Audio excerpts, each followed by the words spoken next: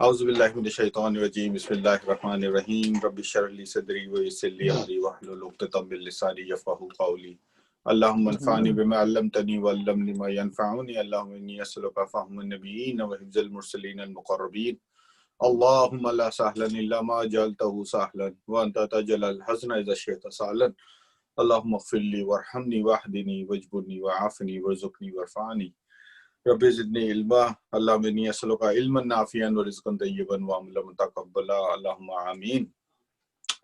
तो अल्हम्दुलिल्लाह हम आज चैप्टर 23 स्टार्ट करने वाले हैं और चैप्टर 23 से पहले हमने कुछ चीजें देखी हैं। चैप्टर नंबर 16 में ओवरले टनल्स देखे थे जिसमें हमने ज्यादातर कॉन्सेप्ट जो डिस्कस किए थे उसमें किया था VXLAN और लिस्प एक बड़े उसमें, और उसके बाद हमने चैप्टर जो इसके छोड़ दिए थे वायरलेस तो हम पहले कर चुके थे। उसके बाद हम दोबारा आर्किटेक्चर के ऊपर आए, हमने 2 tier 3 tier collapse network, campus network, so phone ये देखा।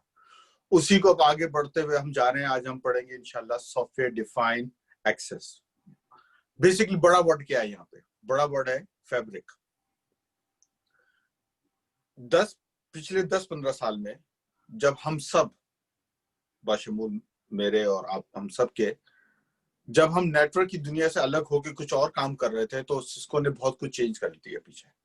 ठीक है, हमें एहसास ऐसा होता है जैसे कि ये सब कुछ आज ही कहानी है या पिछले सालों में हुआ। नहीं, 10 साल पहले VXLAN आया, लिस्प आया, आइस आया, बहुत सारी चीज आई सारी, लेकिन क्योंकि हमारा वास्ता था नहीं, हमें पता चला नहीं। इंसान वही मालूम करता है जिसको उसको जरूरत होती है। जब आज हम दोबारा से जब हम इस नेटवर्किंग फील्ड में आते हैं तो अब हम पढ़ते हैं layer 2, layer 3, VLAN, spanning tree protocol, IPsec, VPN tunnel etcetera. तो अब हमारे पास दूसरी चीजें आ गई हैं, सॉफ्टवेयर डिफाइंड। जो लोग आज सिस्को की दुनिया में कदम रख रहे हैं उनके लिए बहुत आसान है क्योंकि उनको पता है फ्यूचर कहाँ पे है। हम लोग बीच में फंसे गए हैं। हम लेगेसी नेटवर्क पे जाते हैं तो लेयर 2, लेयर 3 जितना अभी तक हमने पढ़ा है, CCNA से लेके CCNP के यहाँ तक हमने ट्रेडिशनल चीजें और लेगेसी चीजें पढ़ी हैं। फ्यूचर ये है जो अब हम बात कर रहे हैं, लेकिन यहाँ पे भी उन्होंने, मैं समझ रहा था कि इस लेवल पे पहुंच के वो काफी डिटेल में जाएंगे, वो बताएंगे, लेकिन उन्होंने कुछ ऐसा नहीं किया। एटलीस्ट ऑन कोर लेवल पे तो उन्होंने कुछ नहीं किया। लेकिन खैर, एक फायदा हमें मिलता है कि एटलीस्ट हम लोगों से बेहतर समझ सकते हैं कि क्या प्रॉब्लम्स थे अभी तक हमें, जो ये इतना बड़ा बीस्ट लेके आए सॉफ्टवेयर डिफाइंड एक्सेस, ये सॉफ्टवेयर डिफाइंड वैन। ठीक है, और ये चीज मैं पहले भी आप लोगों को थोड़ा सा बता चुका हूँ कि आजकल जो प्रोजेक्ट चल रहे हैं स्पेशली जो BT वगैरह में चल रहा है वो प्योर इस पे चल रहा है। ठीक है, इसी से एप्लीकेशन भी है, आर्किटेक्चरिंग भी है, डिजाइनिंग भी है, everything related to this is future. So for those of us जो इस पाथ पे फ्यूचर बनाना चाहते हैं, उनको इस चीज पे बहुत ज्यादा फोकस करना चाहिए।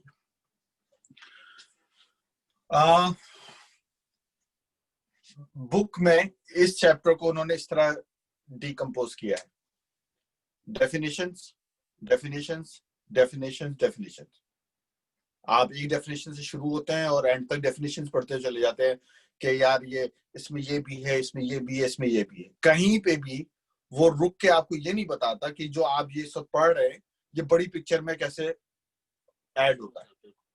ठीक है, आप यानी कि रैबिट होल के पीछे इतना डीप चले गए कि आपको बड़ी पिक्चर गायब हो गई आपके जहन से। तो शुरू का आधा पौना घंटा मैं आप लोगों को सिर्फ एक सीन सेटिंग दूंगा कि हम ट्रेडिशनल नेटवर्क्स में अभी तक काम किस तरह करते हुए आए, वहां पे चैलेंजेस क्या थे, और फिर सॉफ्टवेयर डिफाइन उन चैलेंजेस को कैसे कर रहा है, फिर वो किस तरह करता है, तो वो कौन से कंपोनेंट यूज करता है, उसका स्ट्रक्चर, उसका आर्किटेक्चर कैसा है, फिर उसकी डेफिनेशन हम वहां से शुरू करेंगे। और डेफिनेशन अगर आपको ये कॉन्सेप्ट समझ में आ जाए कि चीजें काम कैसे करती है, उनका मेन फंक्शन क्या है, तो वो तो फिर टेक्स्ट होता है, आप रीड करते हैं और आपको समझ में आ जाता है, हाँ यार ठीक है मैं समझ गया, ये काम इसलिए होता है, ये इसकी डेफिनेशन बुक में लिखी हुई है, ये आगे मतलब एक कहानी।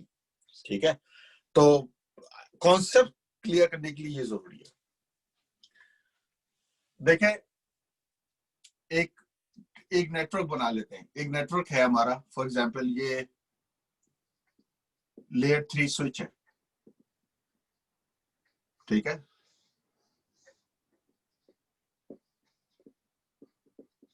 लेयर 3 स्विच, ये कौन सी लेयर है हमारी ट्रेडिशनल लैंग्वेज में? कोर लेयर, ठीक है। चले हम बात करें कोलैप्स्ड टियर नेटवर्क की, तो उसमें डिस्ट्रीब्यूशन नहीं होता, उसमें एक्सेस होता है। तो आप कह लें कि यार अब इसके अंदर 3 एक्सेस स्विचेस लगे हुए हैं अंदाजन, ठीक है। Switch 1, switch 2, switch 3। ये क्या में है, हम क्या पढ़ रहे हैं? लेगेसी, मतलब आज तक जैसा होता है, ओके। आपका ये स्विच इसके साथ कनेक्ट होता है, आपका ये स्विच इसके साथ कनेक्ट होता है, ये स्विच इसके साथ कनेक्ट होता है, ये स्विच इसके साथ कनेक्ट होता है, ये स्विच इसके साथ कनेक्ट होता है और ये स्विच इसके साथ कनेक्ट होता है, ठीक है सर। ये आपस में कनेक्ट हो गए और इनको आपस में कनेक्ट कर ले, ठीक है। ये आपका एक ट्रेडिशनल नेटवर्क है। इसके नीचे आपके यूं समझ ले कि आप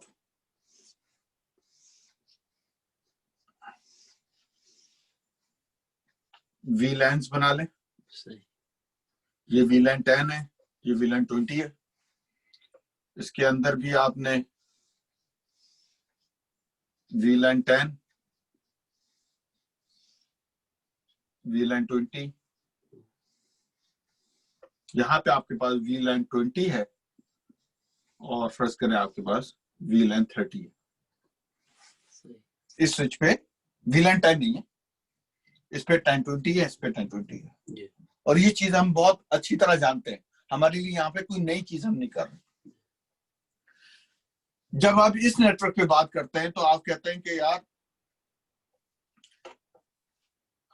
ये टोपोलॉजी गलत है। यस, क्या प्रॉब्लम है इस टोपोलॉजी में? इजाज, आसिम भाई, जज्बी, नवेद, इस टोपोलॉजी में क्या चीज गलत है? बस स्विच 1 वाला बंदा जो है उसको जो है वो ऑल द वे लेयर 3 पे जाके उसको स्विच 3 वाले बंदे से जो है कम्युनिकेट करना पड़ेगा। ठीक है, लेकिन ये तो बाय डिजाइन है, गलत क्या है इसमें? ये नीचे वाले जो वीलैन के हैं बॉक्सेस बहुत लंबे बनाए आपने।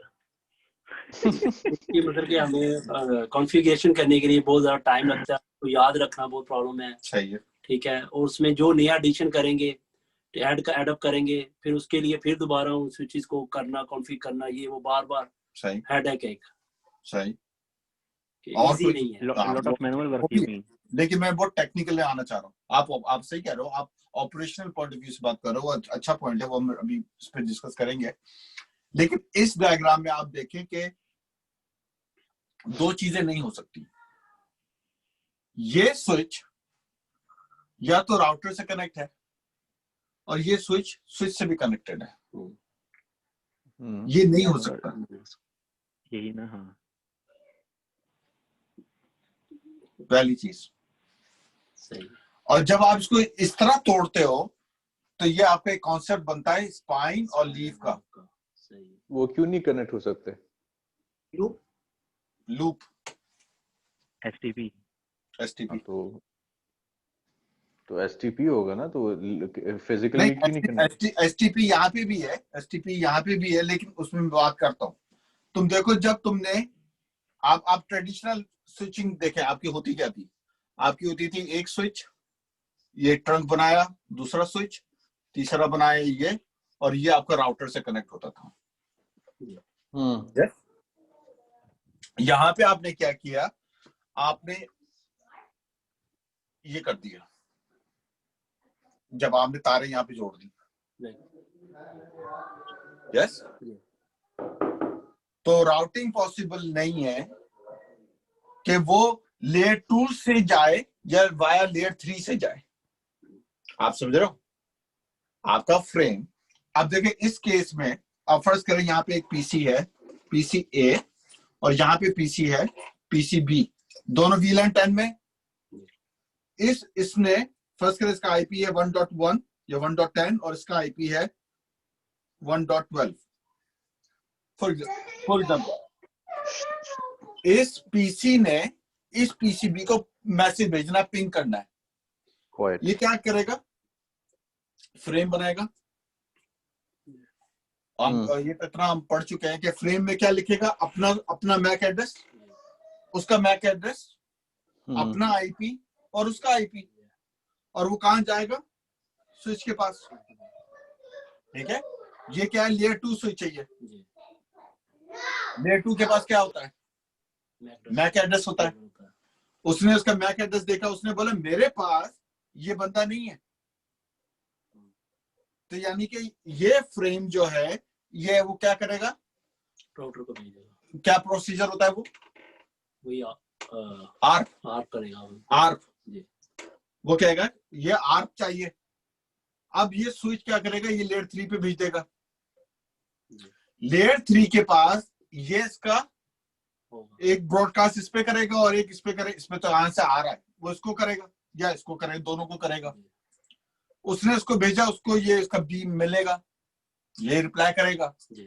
तो ये उसको आर्प में रिक्वेस्ट भेजेगा कि तुम ऐसा करो, पैकेट मेरे डिफॉल्ट आईपी पे भेज दो, मैं उसको राउट कर दूंगा। तो पाथ क्या बना कि ये पैकेट यूं निकला, यूं गया और यहां से यहां पे आया। ये है आपका ट्रेडिशनल कॉन्सेप्ट ऑफ नेटवर्किंग, जिसमें पूरा हमने सीसीएनए और सीसीएनपी अभी तक निकाला है। सही।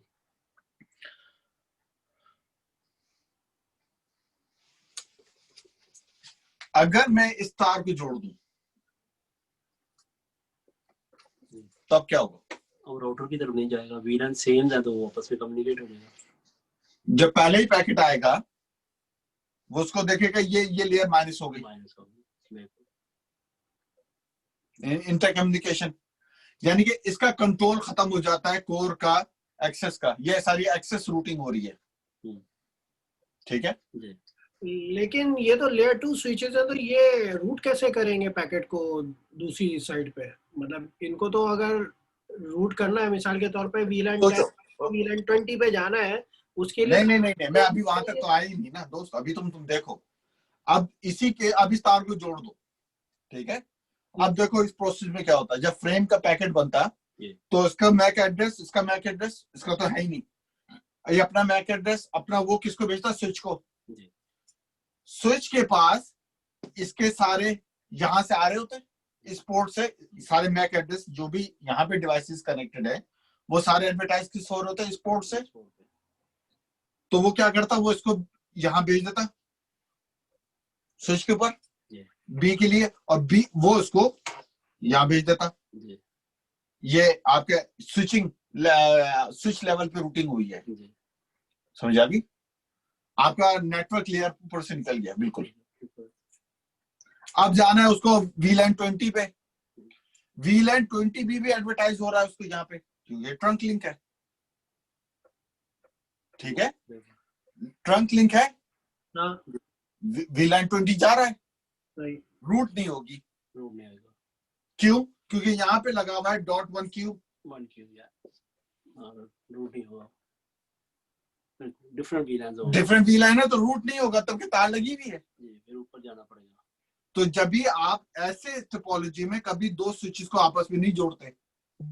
अगर आपकी लेयर 3 है ऊपर, तो आप लेयर 3 से हर स्विच को अलग रखते हैं ताकि आपकी अलग अलग होती रहे। आप समझ रहे हो मेरी बात? अब ये ये व्यू क्या है, ये हॉरिजॉन्टल स्प्लिट है।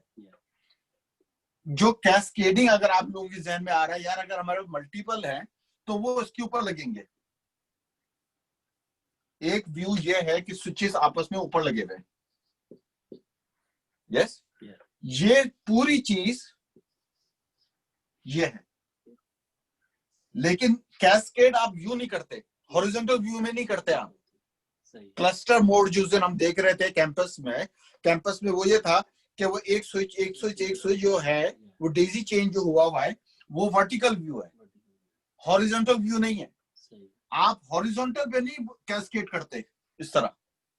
आप समझ रहे हो मेरी बात? बिल्कुल। हॉरिजॉन्टल जाने के लिए आपको हमेशा लेयर 3 से आना पड़ता है। इजाज भाई,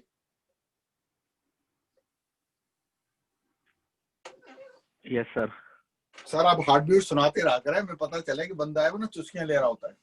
नहीं मैं यहीं पे हूँ यार, यहीं पे हूँ।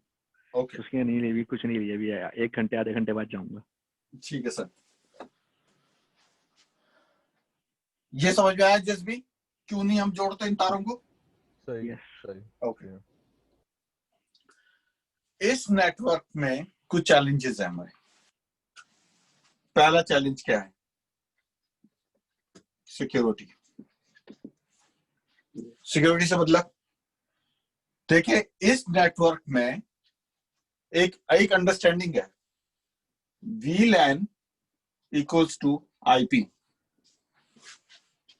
ये ट्रू है या नहीं? ये VLAN equal to IP IP के बराबर है, यानी कि हर VLAN एक IP नेटवर्क में आता है।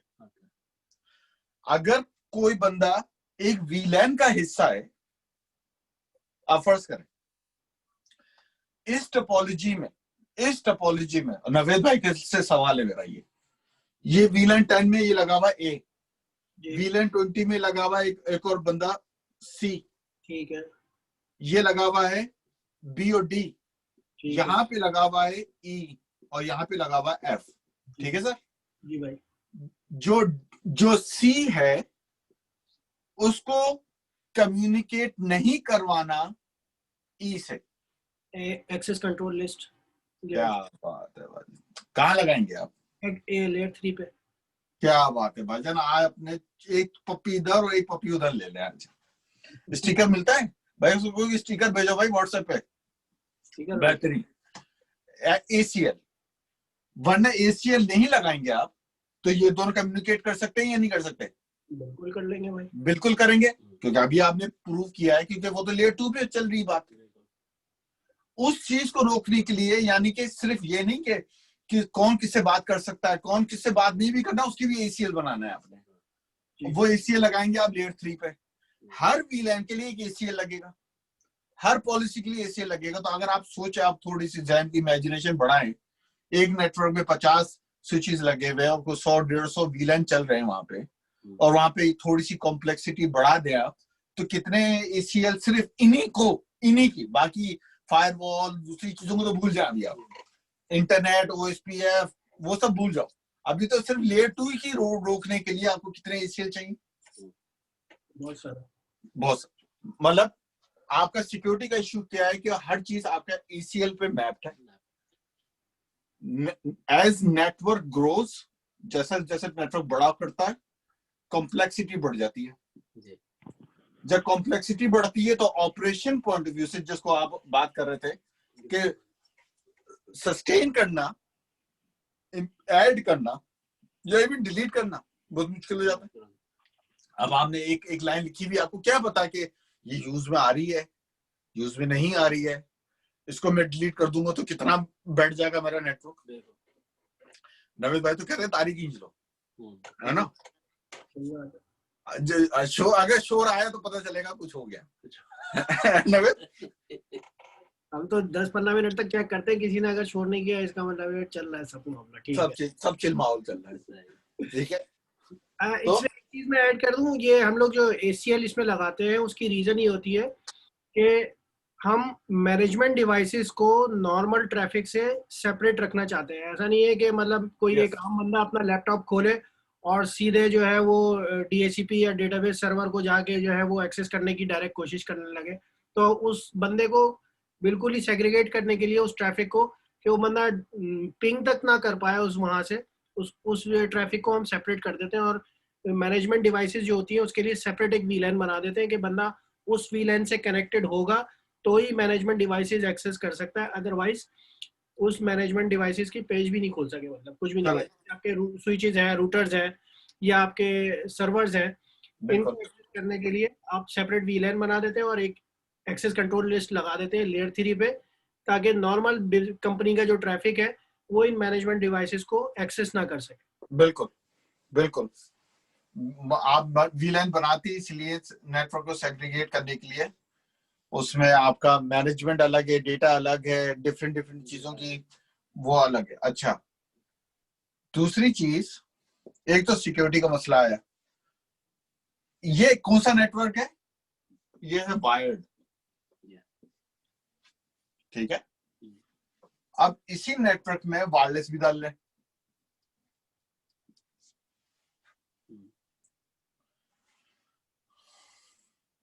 जो वायरलेस है एपी, ठीक है, वो किसी WLC से कनेक्ट होगा। WLC किसी स्विच के साथ कनेक्ट होगा या राउटर के साथ कनेक्ट होगा। उसकी जो भी VLANs हैं, उसकी जो पॉलिसी वो अलग ही ACL है, उसका इन ACL से कोई ताल्लुक नहीं है, ठीक है। वो एक अलग चीज इजाफी है, यानी कि हमारे ट्रेडिशनल नेटवर्क में वायर्ड और वायरलेस दो अलग नेटवर्क टोपोलॉजीज हैं, जो अलग तरीके से डिप्लॉय भी होती है, मैनेज भी होती है और ऑपरेट भी करती है। तो दूसरा चैलेंज जो हमारा पास है वो है wireless network,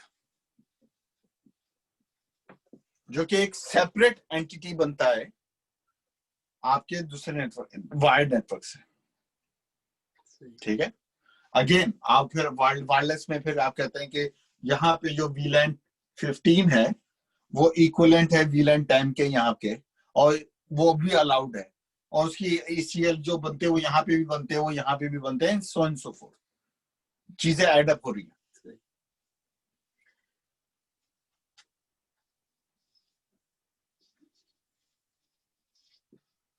changes, any change आपको नेटवर्क में करना है, एक आपको करने से पहले पूरा एंड टू एंड आपको व्यू चाहिए होता है कि यार अच्छा मुझे बताओ हर स्विच पे चल क्या रहा है, इसमें है क्या, डिपेंडेंसी मैट्रिक्स क्या है, मतलब कौन सी चीज क्या है, और वो किससे कैसे मिलती है आपको। कि अगर किसी इंजीनियर ने कोई काम किया हुआ हो, कोई कॉन्फ़िगरेशन की बुक बनाई हुई हो, जो उसने अपडेट रखता हो डॉक्यूमेंटेशन, फिर तो सही है, वरना तो भाईजान आप चेक करके बंदा तो नहीं बैठा प्रिंट लगाओ, प्रिंट लगाओ और दीवार पे लगाओ और फिर समझते जाओ कि भाई कौन सी चीज कहाँ पे मैप हो रही है। सही बात, बहुत एक्सट्रीमली डिफिकल्ट है जब भी हम इसको कहते हैं कि यार कोर पे जो है ना बात नहीं होना। तो ऑपरेशन ये वो डिपार्टमेंट है जिसके लिए मजाक करते हैं कि जब तक चीजें चल रही होती हैं तो कोई क्रेडिट नहीं देता, जैसी कुछ हो गया तो सब गालियां देना शुरू कर देते हैं ऑपरेशन की वजह से। क्यों भाई नवेद भाई, ऐसा ही है भाई? पड़ती ही गालियां ऑपरेशन वालों को, उनको रखा हुआ इसीलिए गालियां खाते रहे, गाली गाली। Okay,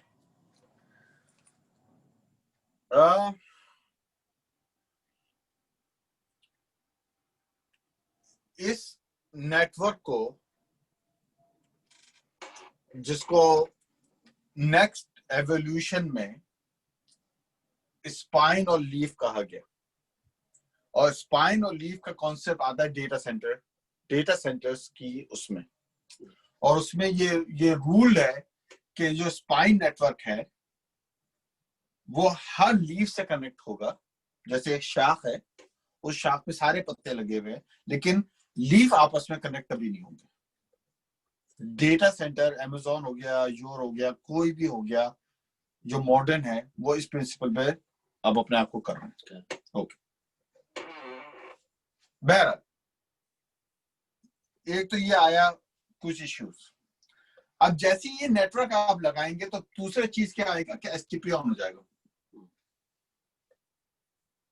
by default. Spanning tree, और आपका मकसद यहाँ पे ये है कि आप स्पैनिंग ट्री नहीं बनाना चाहते, तो अब आप कैसे तोड़ेंगे स्पैनिंग ट्री को? बोलो भाई, ईथर चैनल किसको बनाएंगे ईथर चैनल? ईथर चैनल कैसे बनेगा ये? नवेद भाई, इजाज भाई, यहाँ पे STP कैसे टूटेगा? STP भाई ट्रंक चैनल नहीं बनाना, एक्सेस पोर्ट बनाना। क्या चीज कहाँ पे? क्या कह रहे दोस्त? सॉरी लेयर 3 स्विच 1 से या स्विच 2 से ट्रंक रोटेट बनाएंगे। जस क्या कह रहा है? मैं बोल रहा हूँ दोनों स्विच को आपस में ऐसे एक्सेस पोर्ट पे कनेक्ट करना, मगर कनेक्ट करोगे फायदा कुछ हो ही नहीं। हाँ नहीं, रॉन्ग वन। यार ये ईथर हाँ। चैनल नहीं बनाएंगे स्विच 1 और लेयर 3 के दरम्यान? दोस्त ईथर चैनल अगर आपको याद हो, अगर यहाँ से 2 तारे जा रही होती ना स्विच लेयर 3 से इसमें, तो उसको तो आप ईथर चैनल बना सकते थे। हाँ। लेकिन ये थोड़ी कि 2 तारे एक अलग केबी से थोड़ी बन सकता है ईथर चैनल। अच्छा बना अच्छा सकते हैं। क्या ईथर क्वेश्चन? चैनल तो मैक्सिमम 8 लाइन जा सकती हैं और मिनिमम 2। हाँ, अच्छा तो ठीक है, ये तो आप ईथर चैनल तो बनेगा ही नहीं यहाँ पे। लेयर 3 और लेयर 3 स्विच और स्विच 1 2 3 को आप 10 गिग फाइबर ऑप्टिक चैनल से कनेक्ट कर दें अब आप। नहीं यार, रूटेड मोड पे अगर L3 होगा तो फिर नहीं बनेगा। राउटेड मोड के, हाँ अब एक ऑप्शन है कि अगर आप, और ये हमारे पिछले चैप्टर में हमने पढ़ा है कि अगर लेयर 3 को आप राउटेड मोड पे लाएं तो फिर पॉइंट टू पॉइंट लिंक बनता है। पॉइंट टू पॉइंट लिंक यहाँ से पॉइंट टू पॉइंट, ये तो वो होता है राउटेड मोड, RM। ठीक है,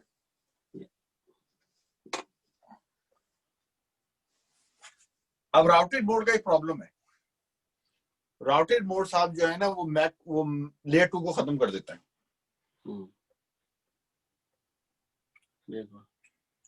हर चीज आपकी IP नेटवर्क पे आ गई, पॉइंट टू पॉइंट पे आ गई। RM okay. सिस्को ने एक कॉन्सेप्ट दिया, ये मैं मिटा रहा हूं, ठीक है, अगर कोई किसी को सवाल हो तो। उसने कहा यार ये फ्यूचर में आगे बढ़ने के लिए हमें कुछ करना पड़ेगा। उन्होंने एक टर्म क्वाइन किया, फैब्रिक। फैब्रिक में उन्होंने कहा कि फैब्रिक एक जैसे सोलर सिस्टम है। सोलर सिस्टम में एक एक्सिस पे आपके पास आती है ग्रेविटी और दूसरे एक्सिस पे आता है आपका टाइम।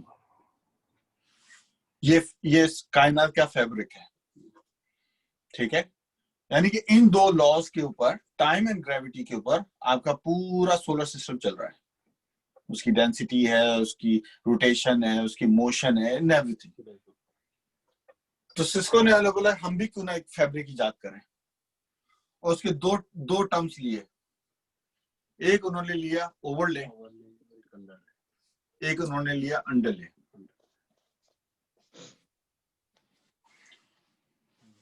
ओवरले को उन्होंने, अगर आप सिंपल वर्ड में रखे तो उन्होंने कहा इसको ले आओ IP which is equals to layer 3,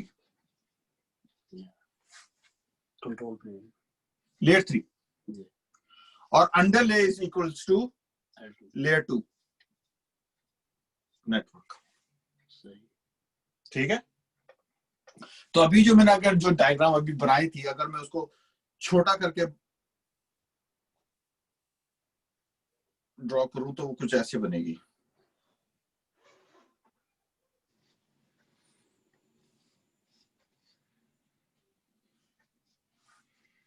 yes, वो भी मिलेंगे ना आपस में। हैं? आपस में नहीं वो तो मतलब एक इधर भी ले जाए और एक इधर भी ले जाए, वो तो हो जाएगा।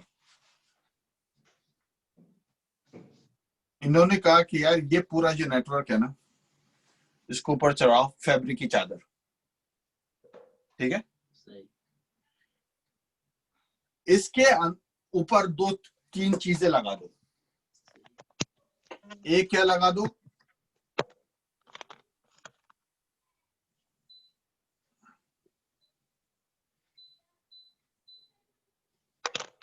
B border node.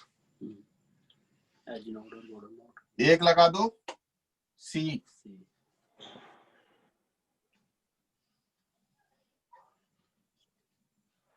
ई endpoint.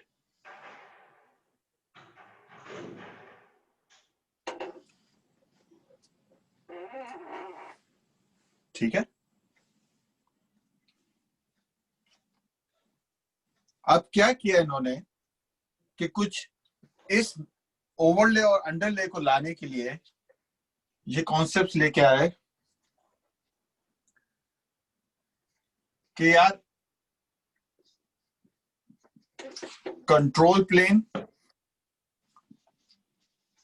Data plane, management plane, इन तीनों को अलग अलग कर दो। देखिए इस वक्त हमारे पास अगर ये राउटर है, ये राउटर या ये स्विच, इसके अंदर सीपी, डीपी और एमपी अपना है। इसके ऊपर सीपी, डीपी और एमपी अपना है। उन्होंने बोले इनको अलग करो। ये हमारे फुट सोल्जर्स हैं।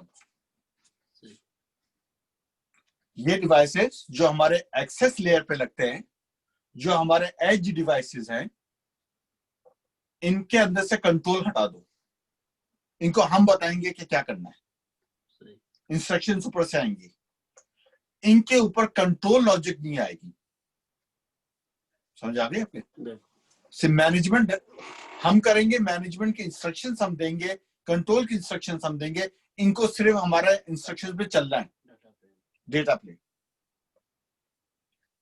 तो डेटा प्लेन हमारा अलग हुआ, हमारा कंट्रोल प्लेन अलग हुआ, हमारा मैनेजमेंट प्लेन अलग हुआ। और जब हमने ये बुक शुरू की थी तो पहला चैप्टर जो आया था वो यही आया था कि हमारे वो CEF जो था वो खाली डेटा प्लेन है। ऐसे जो वो है उसमें आपने सिर्फ डेटा प्लेन डाल दिया है, वो आता है, वो जाता है, वो आता जाता है। लॉजिक ऊपर आती थी रूटिंग टेबल वगैरह में, वहां से आपने हटा दी। तो उन्होंने ओवरले अंडरले के कंस्ट्रक्ट में 3 प्लेन्स कंट्रोल, डेटा, मैनेजमेंट को अलग किया। क्यों? उन्होंने बनाना है फैब्रिक। ठीक है सर? फैब्रिक का मतलब एक वो नेटवर्क जो, जैसे अभी आपके एक इंजन है गाड़ी का, आप देखते हो कि एक तार यहां से यहां जा रही है, उन्होंने उसके ऊपर एक चादर डाल दी। क्या अब आपको कुछ नजर नहीं आ रहा? आपको वही नजर आएगा जो वो दिखाना चाह रहे हैं, बाकी वो अंडर द हुड है। उसकी मैकेनिक्स अलग है, उसकी मैनेजमेंट अलग है, लेकिन आपको परेशान नहीं होना, आपका काम उसके ऊपर हो जाएगा। 2 प्लेन उन्होंने किए, लेकिन उसके लिए जो रूल्स थे कि कंट्रोल प्लेन, डेटा प्लेन और मैनेजमेंट प्लेन को अलग करो। इस नेटवर्क में जो पहले बहुत बड़ी डायग्राम थी वो छोटी डायग्राम मैंने कर दी। इस नेटवर्क के चारों तरफ उन्होंने कुछ डिवाइसेस लगाई हैं। ये खास डिवाइसेस हैं, ये नॉर्मल डिवाइसेस नहीं है। यहाँ पे एक सवाल है कि क्या हमारे पास ऑफिस में जो नेटवर्क पड़ा हुआ है, क्या हम उसको अपग्रेड कर सकते हैं इन नेटवर्क पे? तो may be yes and no, depend करता है कि क्या कौन सी डिवाइस लगी हुई है। आपके पास 3750 का एक्सेस स्विच लगा हुआ है, क्या आप उसे एज बॉर्डर स्विच बना सकते हैं? मे बी, डिपेंड, उसकी क्वालिफिकेशन पे देखना पड़ेगा कि उसमें कितनी रैम, कितनी स्पेस का iOS है, एक्सेट्रा। लेकिन ये कोई नए एक्टर्स सिस्को ने इंट्रोड्यूस किए। Border nodes, control node, edge nodes. Edge node हमारे एक्सेस लेयर के इक्विवेलेंट है। बॉर्डर नोड्स वो नोड्स हैं जो हमारी लेयर 3 की रूटिंग होती थी। ठीक है? और कंट्रोल नोड वो है जो कंट्रोल प्लेन है अब हमारा। ठीक है? जब ये चीजें आ गई तो हमने क्या किया कि इस नेटवर्क की सारी कंट्रोल लॉजिक यहां पे बिल्ड करी। ठीक है? वो जो लॉजिक हमने कंट्रोल बनाई वो समहाउ किसी तरह इन स्विचेस के अंदर डाली कॉन्फ़िगरेशन। यहाँ पे अब यहां पे बनाए, पहले तो आप हर स्विच पे जाके बनाते थे ना कॉन्फ़िगरेशन। क्योंकि उसका कंट्रोल प्लेन उस पे होता था। अब आपने वो एबिलिटी, उसका ब्रेन निकाल के कहीं और रख दिया है। अब आप यहाँ पे लॉजिक बना रहे हैं, वो इंस्ट्रक्शन पुश कर रहे हैं कि तुम्हारा रूटिंग टेबल ये है, ठीक है, तुम्हारा डिफॉल्ट रूट ये है, बस तुमने चलाना है। बॉर्डर गेटवे का एक कॉन्सेप्ट था जिसमें अभी हमने पढ़ा है, PXTR, टनल राउटर्स, अभी हमने पढ़ा है। बॉर्डर गेटवेज वो होते हैं जो प्रॉक्सी होते हैं, जिसके बाहर कोई दूसरा नेटवर्क चल रहा होगा, OSPF का या BGP का, वो इस नेटवर्क से बात कर सकता है थ्रू दिस बॉर्डर गेटवे। ठीक है, कोई बाहर वाला बंदा इस नेटवर्क से बात करना चाहता है तो डायरेक्ट नहीं आएगा, थ्रू दिस बॉर्डर गेटवे आएगा। ये आपके PITR है, PTR है, मिलके प्रॉक्सी टनल राउटर्स, TRs और PTR। जी भाई, आसिफ भाई, जी सर। वो मेरा लैपटॉप जरा एंड कर देगा प्लीज। Thank you. ये टनल राउटर्स है, यानी कि जो उस दिन हमने डायग्राम पढ़ी विद इन अंदर वो रह रहे। कंट्रोल प्लेन में क्या आएगा आपका? MS, MR। मैंने कहा जा रहा है ये सारी इंस्ट्रक्शंस वहां से। तो देखिए क्या हुआ। हेलो? नहीं नहीं नहीं ओके। तो ये नेटवर्क से हम शुरू हुए, इसके ऊपर एक एक एक री इंजीनियरिंग हुई, डिफरेंट कैरेक्टर्स को बिठा के उसको बनाया गया। इस वक्त ये नेटवर्क, ये ट्रेडिशनल नेटवर्क था। जब इसके ऊपर हिसार बिठा दिया आपने, फैब्रिक बना दिया, इस नेटवर्क को कहते हैं कैंपस नेटवर्क। Campus network.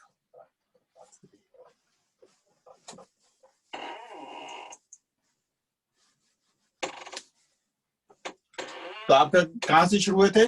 आप हुए थे लेगेसी नेटवर्क से, भाई जिसमें क्या था? Layer 2 plus layer 3। किसको कहते हैं भाई?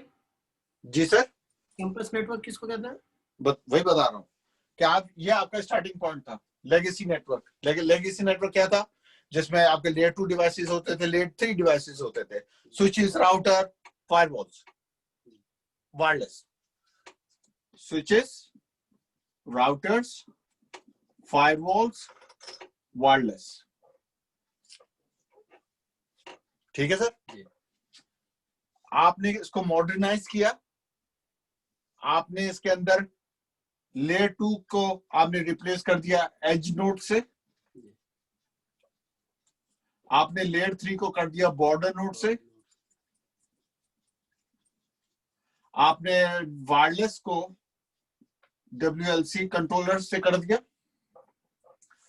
फॉर सम रीजन, और मुझे अभी तक इसका जवाब नहीं पता चला, फायरवॉल को निकाल दिया इन्होंने।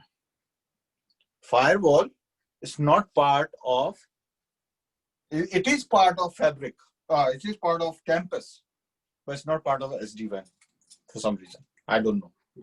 लेकिन खैर, उन्होंने हैंडओवर की सिक्योरिटी ICL के अंदर कर दी है। हाँ, लेकिन वो तो एक अलग चीज है, लेकिन मैं उस पर आता हूँ। ये लेगेसी नेटवर्क था। इस नेटवर्क को कहते हैं कैंपस नेटवर्क। कैंपस नेटवर्क के आपके मौजूदा नेटवर्क में कुछ नए एक्टर्स ऐड कर दिए। एक है कंट्रोल प्लेन, एक है ब्रॉडर गेटवे, एक है एज गेटवे, और आपका वायरलेस, एक WLC भी डाल दो इसमें। ये आपका कैंपस नेटवर्क बन गया। सब सारे कंपोनेंट्स इंडिपेंडेंटली फंक्शन कर रहे हैं, इंडिपेंडेंटली मैनेज हो रहे हैं, कॉन्फ़िगर हो रहे हैं, डिप्लॉय हो रहे हैं। प्रॉब्लम कहाँ है? प्रॉब्लम क्या है यहाँ पे? कोई बता सकता है? किस टाइप की प्रॉब्लम है? ऑपरेशन मैं फायरवॉल नहीं है इसमें। फायरवॉल नहीं है, चलो आगे चलो। मैनेज सेपरेटली हो रहे हैं या कोई किसी एक ही से हो रहे हैं? नहीं, सब अलग अलग हो रहा है। अगर कंट्रोल प्लेन एक ही है, वो डाउन हो गया तो फिर कैसे कंट्रोल करेंगे? या और भी हो सकते हैं?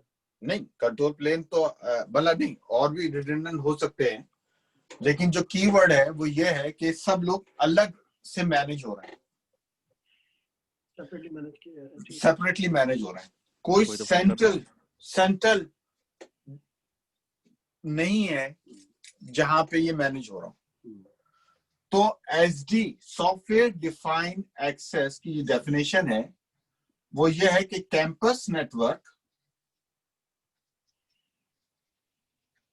जो कि ये है, प्लस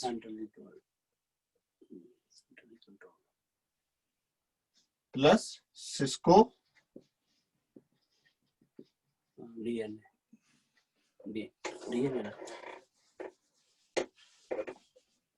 डिजिटल नेटवर्क आर्किटेक्चर, जो डीएन। DNA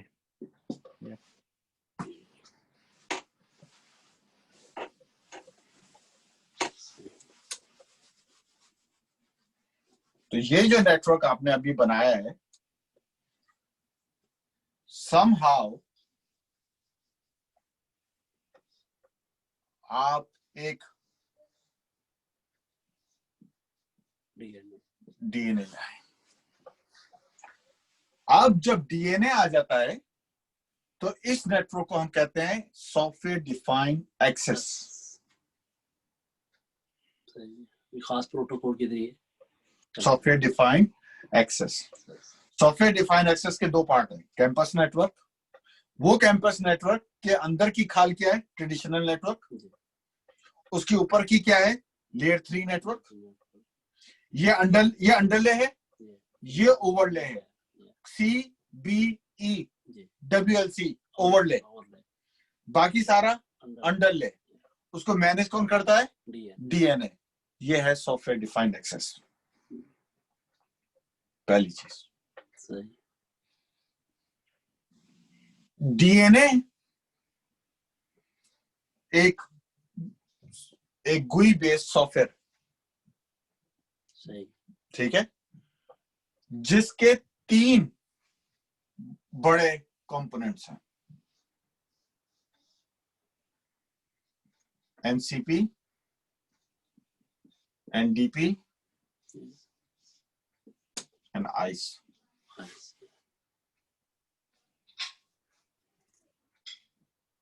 एनसीपी क्या है?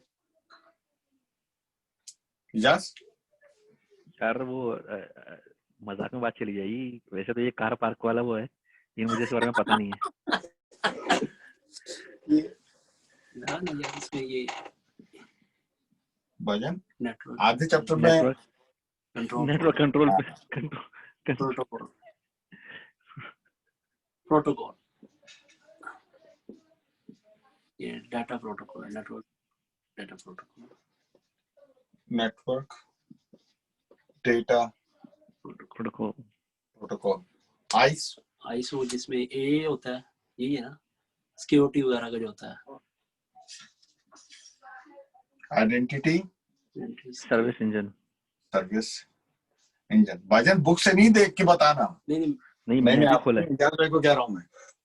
हाँ ओके भाई, अगर बगैर देखे बताता ना तो वो कार पार्किंग वाला ही निकलता।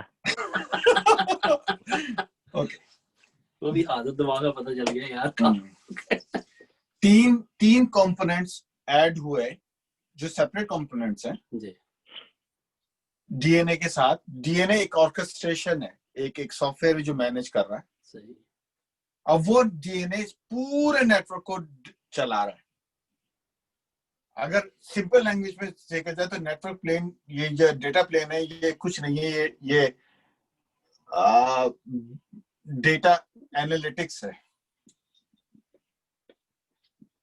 कौन सी एनडीपी की बात कर रहे हो तुम अभी? एनडीपी। अच्छा, एनडीपी जो है सही एनालिटिक्स है। समझे एनालिटिक्स क्या है? अभी तक हम बात करते हुए आए यार, स्विच पे सिसलॉग जनरेट हुआ, ठीक है, पूरे नेटवर्क में इस पे पोर्ट ऊपर नीचे हुआ, सिसलॉग जनरेट हुई। अच्छा, फायरवॉल पे कुछ हुआ, कुछ जनरेट हुआ, कहीं कुछ हुआ, जनरेट हुआ, लेकिन कोई होलिस्टिक पिक्चर नहीं आई पूरे नेटवर्क की। या मैंने ये तार निकाला, इससे क्या क्या है, मेरे नेटवर्क में चीज टूटी। लाइक अ सोलर विंड्स। हाँ सोलर, लेकिन सोलर विंड्स एक, हाँ मतलब तुम कह लो कि सोलर विंड्स हर उस चीज को, डिवाइस को मॉनिटर करता है जो उसके अंदर आती है। यस, ऐड कर दी जाए, Add लाइक ये मॉनिटरिंग यूटिलिटी कह सकते हैं। मॉनिटरिंग मतलब भाई देखो ना, वही हुआ ना जो सिस्लोग एक पढ़ना पड़ता था। एक जैसे एसएनएमपी ट्रैप इंजन होता था, अलग होता था। फिर आपका वो बाकी सोलर विंड्स है, या तुम्हारा देखो एम्पिरिक्स है, ठीक है, एम्पिरिक्स। ये सारे अलग अलग थे ना।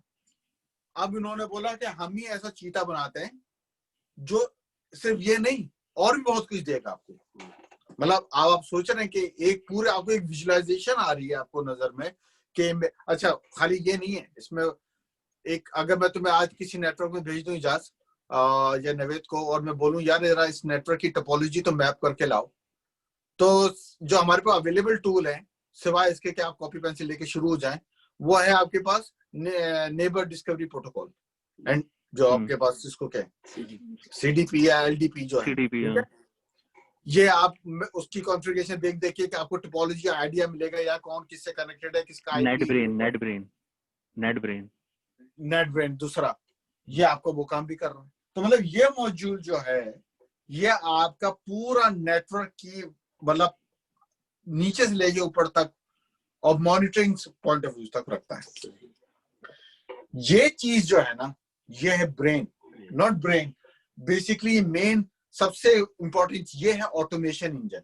ऑटोमेशन, इसने आपने एक कॉन्फ़िगरेशन बनाई, वो उस कॉन्फ़िगरेशन का आप एक एसीएल था, आपको डिलीट करना है, आपने वो एसीएल डिलीट कर दिया, लेकिन वो आपको बताएगा कि इस एसीएल को डिलीट करने से आपकी क्या क्या चीजें टूट जाएंगी आगे। एक बात। दूसरी चीज, अगर आप कहते हैं आपने सही बनाया और उससे कुछ नहीं हो रहा, तो वो यहां से उठाएगा और सारे उन एलिमेंट्स पे जिस पे ये जाना है खुद ही पुश कर देगा ये कॉन्फ़िगरेशन। या आपका ऑटोमेशन है। आइडेंटिटी सर्विस इंजन बहुत इंपॉर्टेंट है, मतलब और आगे इस चैप्टर में हम इस कॉन्सेप्ट को लेके चलेंगे, आईएसई को।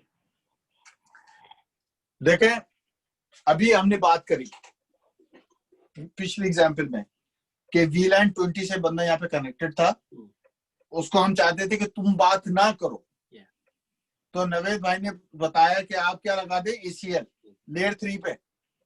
बिल्कुल सही बात है। अगर वो बंदा दूसरे नेटवर्क में चला गया तो फिर दोबारा एसीएल लगाना पड़ेगा। आप समझ रहे हो मेरी बात? वो अपने साथ नेटवर्क लेके तो नहीं जा रहा। अगर मैं दूसरे नेटवर्क पे चला गया हूं फिर भी मेरा एक्सेस रोकना है आपको। आईसी में कॉन्सेप्ट आया टैगिंग का फॉर द फर्स्ट टाइम, कि यार जो फ्रेम लेवल पे है ना, वहीं पे बंदे का डॉग टैग लगा दो एक। आप गए हॉस्पिटल में,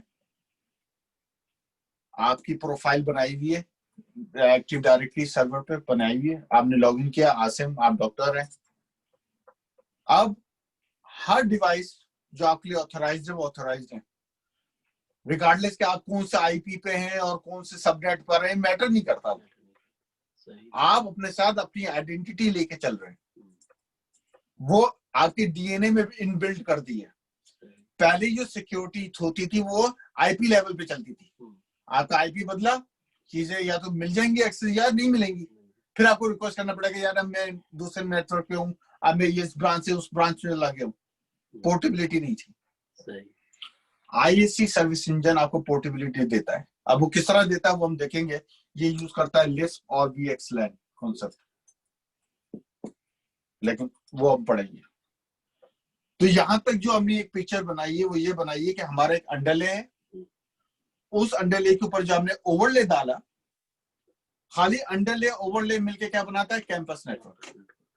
उस कैंपस नेटवर्क के ऊपर आप सिस्को का डिजिटल नेटवर्क आर्किटेक्चर ले आए, डीएनए, तो वो सॉफ्टवेयर डिफाइंड एक्सेस बन जाता है।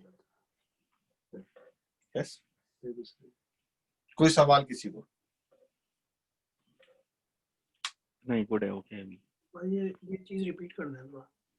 तो अंडरले ओवरले से आपका ये कैंपस नेटवर्क, और इस पे अगर आप वो डीएनए कर दें तो आपका वो SD access SD access, software defined access.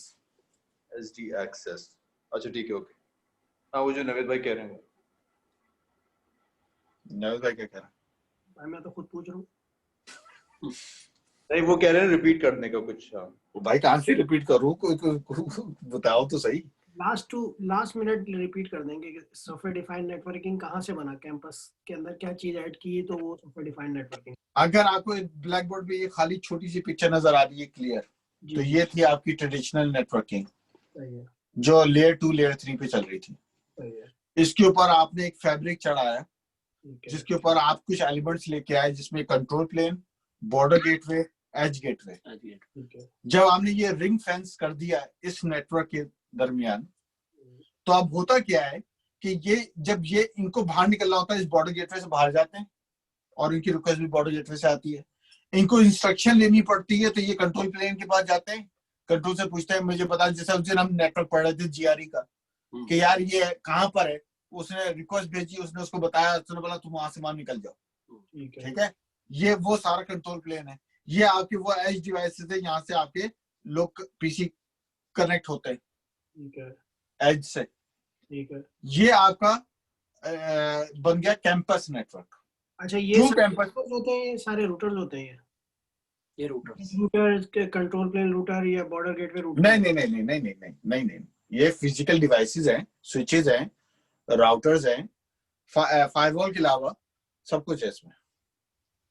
Firewall separate है, डब्ल्यूएल आपका वायरलेस कंट्रोलर है। ये जो एज रूटर, ये राउटर है, ये जो स्विच है ई नहीं नहीं, ये तो नहीं ई, ये वाला एज राउटर्स है ना, ये राउटर है। रूटर्स है ना ये?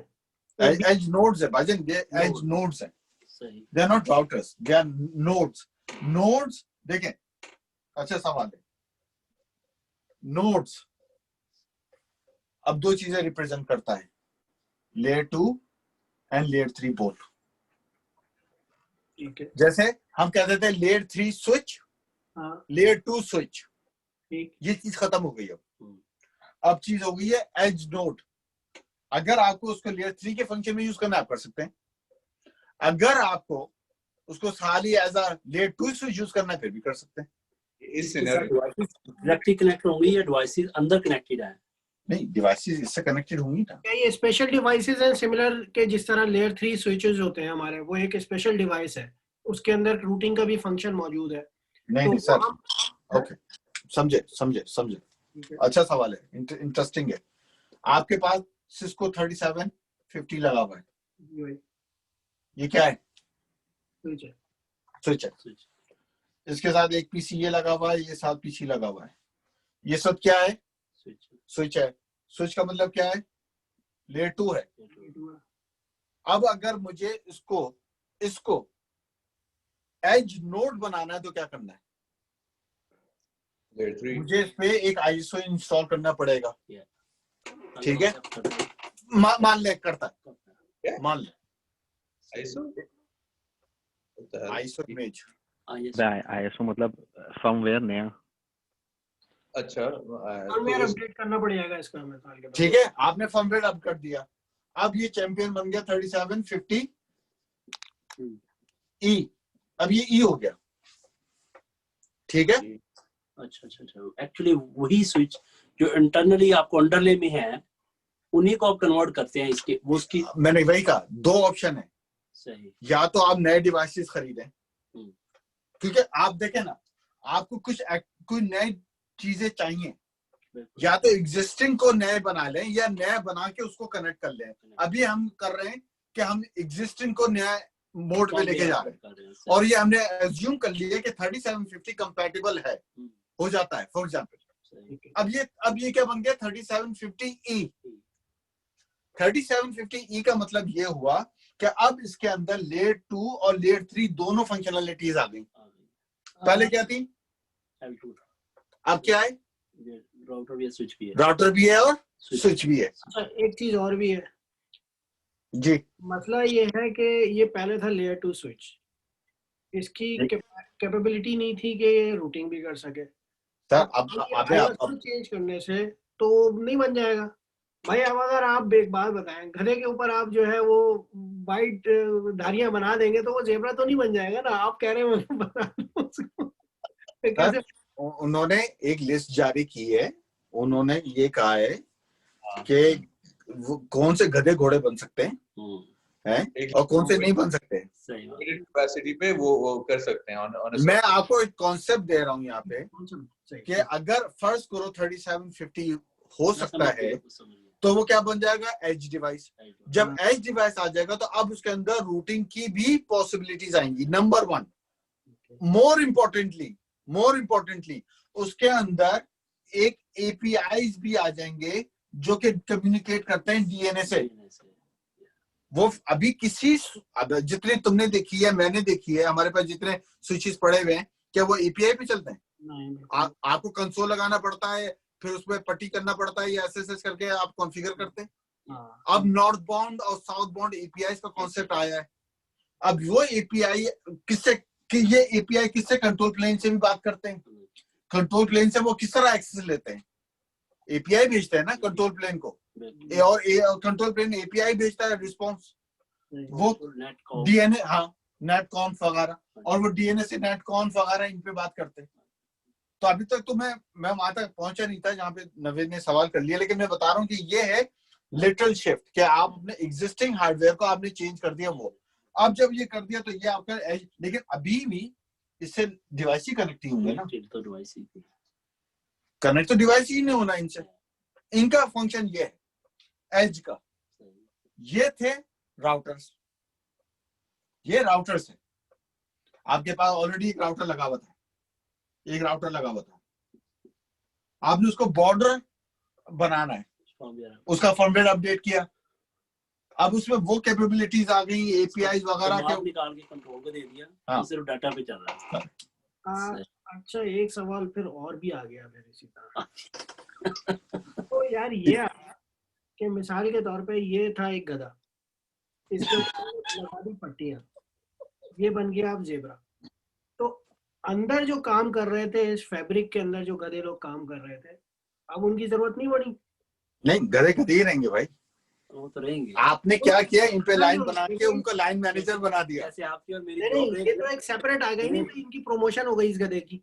मसला ये कि ये जो आपने क्लाउड एक बनाया हुआ है, ये फैब्रिक जो बनाया हुआ है BCE के अंदर जो स्विचेस हैं, तो फिर ये तो जरूरत नहीं रहेगी इनकी। सर आप समझ नहीं रहे मेरी बात, और आप थोड़ा सा उसको डाइजेस्ट करने की कोशिश करें। अच्छा। कि आपका जो पूरा नेटवर्क था वो पूरा अपग्रेड नहीं होता कैंपस नेटवर्क के ऊपर। समझो, आपके पास 50, आप करना क्या चाह रहे हो, मैं आपको लाइव एग्जांपल देता हूँ। मार्स में 50 स्विचेस एक्सेस लगे हुए थे, उनके ऊपर 2 डिस्ट्रीब्यूशन के लगे हुए थे, 2 कोर के लगे हुए थे। अगर मुझे उसको कैंपस नेटवर्क बनाना है तो आप ये कह रहे हैं कि 55 एलिमेंट्स को मैं चेंज कर दूं? नहीं, मैंने किनको चेंज करना है, सवाल ये है। डिस्ट्रीब्यूशन वालों को खाली। अगर मैं एक्सेस वालों को भी चेंज करना चाहता हूं, मैं एक्सेस वालों को भी चेंज, मतलब आप देखो ना कि आप चाह क्या रहे हो। मतलब आगे सवाल यूं पूछो, अगर आपका पूरा प्योर डीएनए नेटवर्क है, सॉफ्टवेयर डिफाइंड एक्सेस नेटवर्क है, उसका मतलब है कि आपका हर डिवाइस एपीआई के थ्रू मैनेज होता है, कॉन्फ़िगर होता है, उसमें खाली डेटा प्लेन होता है, उसमें कंट्रोल प्लेन नहीं होता, उसमें मैनेजमेंट प्लेन नहीं होता। ओके, ठीक है। बेसिकली वो एपीआई बेस्ड है, उसको हमने मैनेजमेंट करनी है तो उस डिवाइस को हम उसके अंदर कन्वर्ट कर सकते हैं। यस। अगर जरूरत नहीं है, हम छोटी मोटी कमांडें रन कर लेते हैं खुद ही से, तो कोई मसला नहीं, आप उसको फैब्रिक में डालने की जरूरत नहीं। यस। और ऑफ द टॉपिक, क्योंकि आपने इतना इंटरेस्टिंग सवाल पूछ लिया है, वो खुशी होती है जब नवेद भाई सवाल पूछते हैं, क्योंकि उन्होंने तो फैसला कर लिया है कि सीसीएलपी देने ही नहीं उन्होंने। फर्ज करो ये डीएनए है, ठीक है, और ये तुम्हारा वो स्विच है जिसको हम कहते हैं एज, ठीक है, ये प्योर फॉर्म है। तो मतलब क्या होगा, ये उसको एक एपीआई भेजेगा कॉन्फ़िगरेशन की, और वो उसको रिस्पॉन्स करेगा ओके की, होगा नहीं होगा? ठीक है। ठीक है, ओके। अब फर्ज करो यहां पे एक और एज डिवाइस है जिस गधे को आपने अभी स्ट्राइप लगा के खड़ा किया। अब यानी कि वो भी एपीआई पे काम करेगा, एपीआई सुनेगा और एपीआई का रिस्पांस देगा।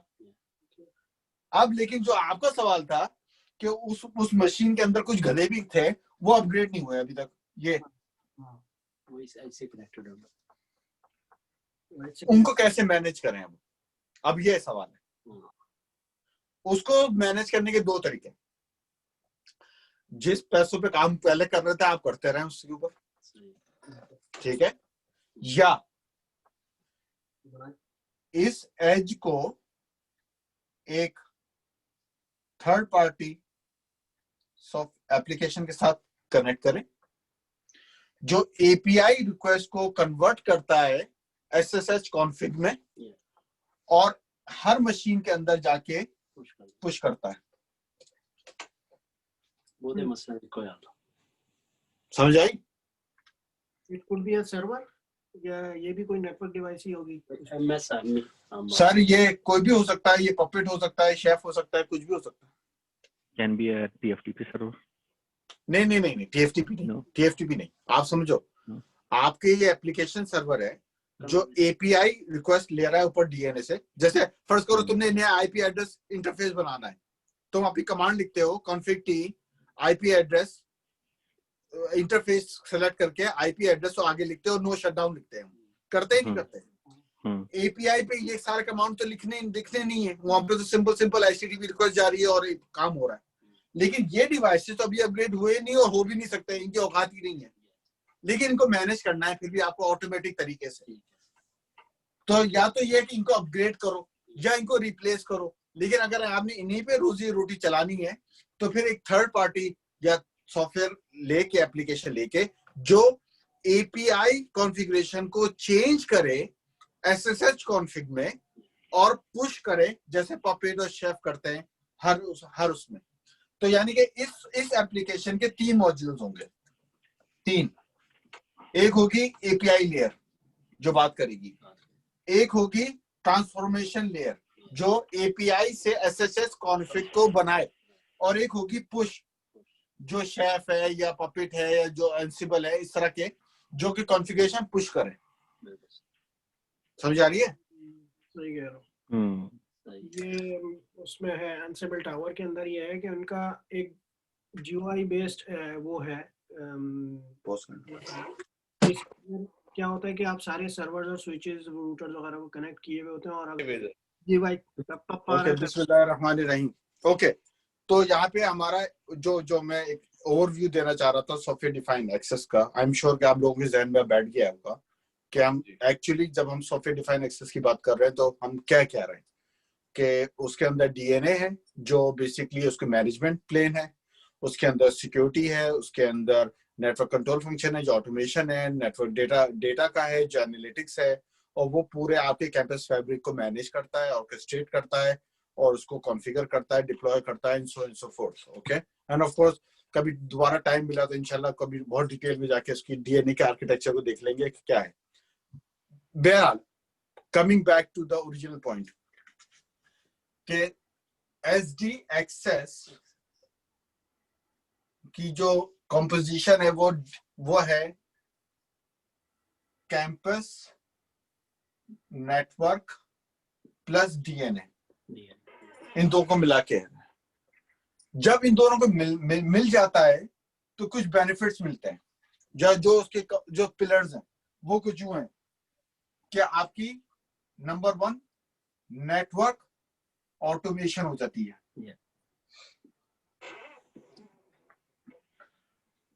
Network assurance layer, number 3 mobility, number 4 identity,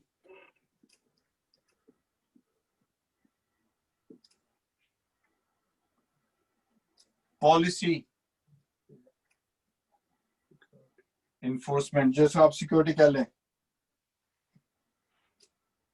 और वर्चुअलाइजेशन,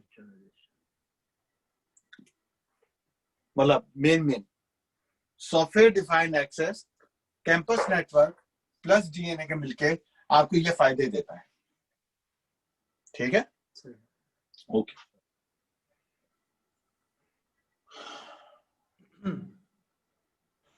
अब अभी तक तो हमने आर्किटेक्चर पॉइंट ऑफ व्यू से किया था, अब इसको नेटवर्क लेयर पे अगर आप ब्रेक करें तो पहली लेयर होती है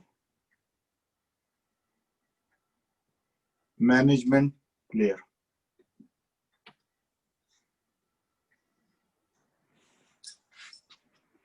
दूसरी है control layer. Network layer,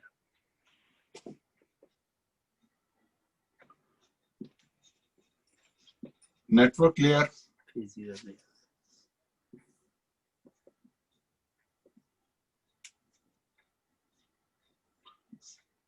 physical layer.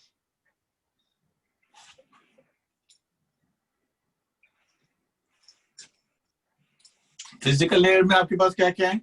Switch, switch, routers, routers, firewall, नहीं, नहीं है। हाँ, अब हम एसडी एक्सेस की बात कर रहे हैं। एसडी एक्सेस में क्या है, वो नहीं है। स्विच, राउटर, वायरलेस, वायरलेस है, एपी जो एक्सेस पॉइंट्स आएगा, एक्सेस पॉइंट है, वायरलेस है, ISC, ISC, identity security engine.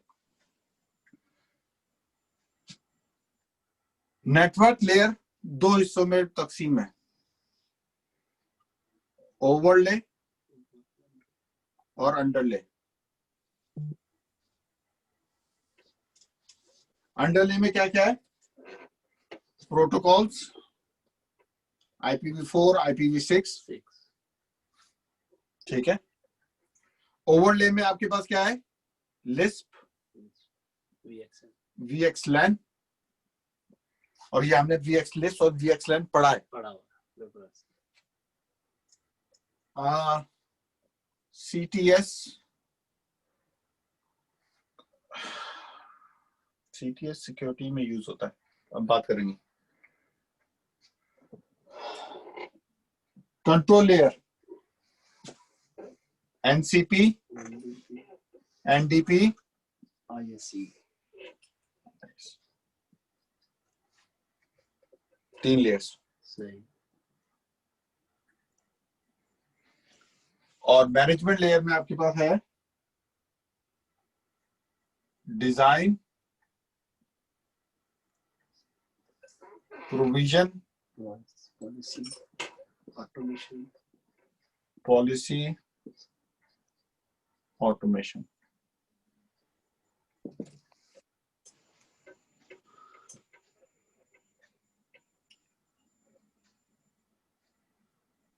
ठीक है, ये इस 4 लेयर कंपोजिट, ये क्या है? ये है SD access, access, SD access 4 layer का बनता है। ये SD एक्सेस है और ये जगह SD WAN है। सही। सही है, लेकिन वहां तक हम पहुंचेंगे। हम यहां से शुरू करेंगे सही। एंड ऑल द वे यहां तक पहुंचेंगे। स्विचेस, राउटर, वायरलेस, IS कोई इंट्रोडक्शन के लिए वो नहीं है। ISC पे हम थोड़ी बात करेंगे अभी, लेकिन वायरलेस, इनमें से कोई ऐसी चीज नहीं जो हमें नहीं पता है या लोगों को नहीं पता है, तो उस पर आप लोग बुक रेफर कर सकते हैं। फिजिकल लेयर्स पे पेज नंबर है 617, तो सिंपल है, उसमें मतलब कोई ऐसा कॉन्सेप्ट है नहीं।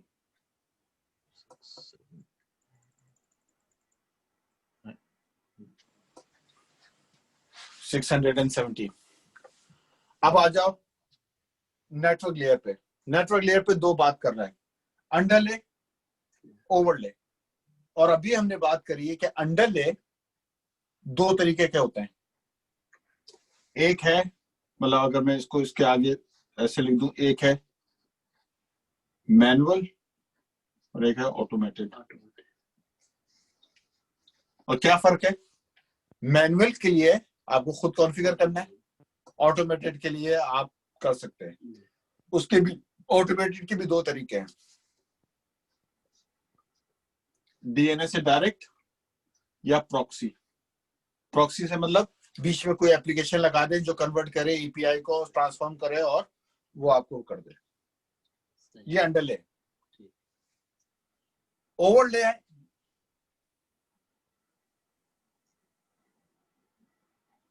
वो जगह है जहां पे आपने तीन चीजों में तोड़ा, control plane, data plane, policy या मैनेजमेंट प्लेन। ओवरले। अब थोड़ा सा रिवाइंड करें अपने आप को, मेमोरी को। हमने पढ़ा है लिस्प लोकेशन इंडिपेंडेंट, लिस्प क्या, लोकेशन इंडिकेटर सेपरेशन प्रोटोकॉल। ये क्या है? Control plane. ठीक है। VXLAN क्या है? Data plane. SDAccess लिस्ट को यूज करता है as a control plane and data plane के लिए यूज करता है VXLAN। ओके। इससे पहले मैं उसमें जाऊं, वो ये एक डायग्राम ने शुरू में बनाई थी जिसमें 3 स्विचेस थे। आप समझे कि ये VXLAN के ऊपर आ गएगा। पहले हमने बनाई थी ट्रेडिशनल नेटवर्क के ऊपर ये डायग्राम, और हमने बनाया था ये, इसके नीचे एक VLAN,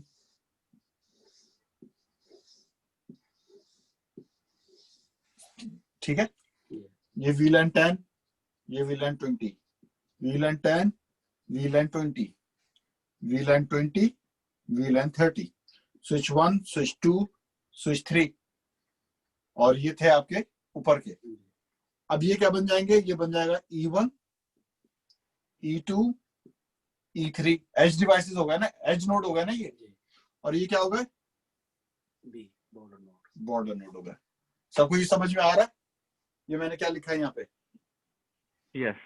ओके। इसी डायग्राम को हमने पहले ट्रेडिशनल नेटवर्क में बनाया था। अब देखो यहाँ पे लगा हुआ है ये बंदा A, और उसको बात करनी है इस VLAN पे D। यस। अब होगा क्या अगर मैं स्टेप्स में करूं? पहला, फ्रेम बनेगा। कौन बनाएगा फ्रेम? A। उस फ्रेम को कहां भेजेगा?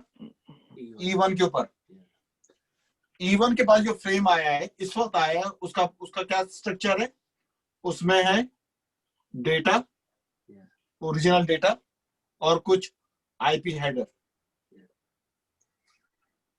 ये आया ना उसके पास फ्रेम, डेटा, मैक, लेयर 2 और लेयर 3। ये इंफॉर्मेशन लग के आएगी ना, ठीक है। फ्रेम आया किसके पास? E1। E1 क्या करेगा? E1 सबसे पहला काम करेगा, इसको करेगा इनकैप्सुलेट। पहले इनकैप्सुलेट कौन करता था? राउटर करता था, स्विच नहीं करता था। अब ये काम कौन कर रहा है? स्विच कर। जो 3750 स्विच लेयर 2 लगा हुआ था अब अपग्रेड हो गया है। अब वो क्या कर रहा है? इनकैप्सुलेट। उसने इस डेटा को पकड़ा, डेटा लेयर 3, लेयर 2, इस पूरे पैकेट के ऊपर एक दूसरा पैकेट चढ़ाया और वो है VXLAN का। ये A से E1 पे जो फ्रेम आया उसमें लेयर 3 डेटा क्या है? उसका सोर्स आईपी डेस्टिनेशन आईपी है ना। ठीक है, अल्हम्दुलिल्लाह। यस, ठीक, इसमें ठीक। चढ़ाया VXLAN। VXLAN चढ़ाने के बाद अब उसको ये फॉरवर्ड करना है। अब वो क्या करेगा, किसको रिक्वेस्ट भेजेगा? लिस्ट के थ्रू MRMS को, जो कि किसके अंदर आता है? कंट्रोल। बी में नहीं, बी नहीं है, बी अलग है, सी है यहाँ पे, सी है। तो फ्रेम यहां आया, उसने एक रिक्वेस्ट सी को भेजी, सी को भेजी कि मुझे ये बताओ कि ये बी का जो आईपी है 1.12, ये नेटवर्क था, याद है हमारी पुरानी नेटवर्क में ये क्या कहलाता था? EID। और जो रूटर का आईपी होता था वो कहता था RLOC, रिक्वेस्ट लोकेशन। वो ही कहेगा सी को कि ये बता दो 1.12 किस स्विच के रूटर के पास है। वो उसको बोलेगा कि ये E2 के पास है। तो वो यहां पे भेजे, चाहे वो उसको क्यूरी करे, अगर बॉर्डर का काम है, बॉर्डर उसको E2 पे भेज देगा। अब E2 पे जब पैकेट आया,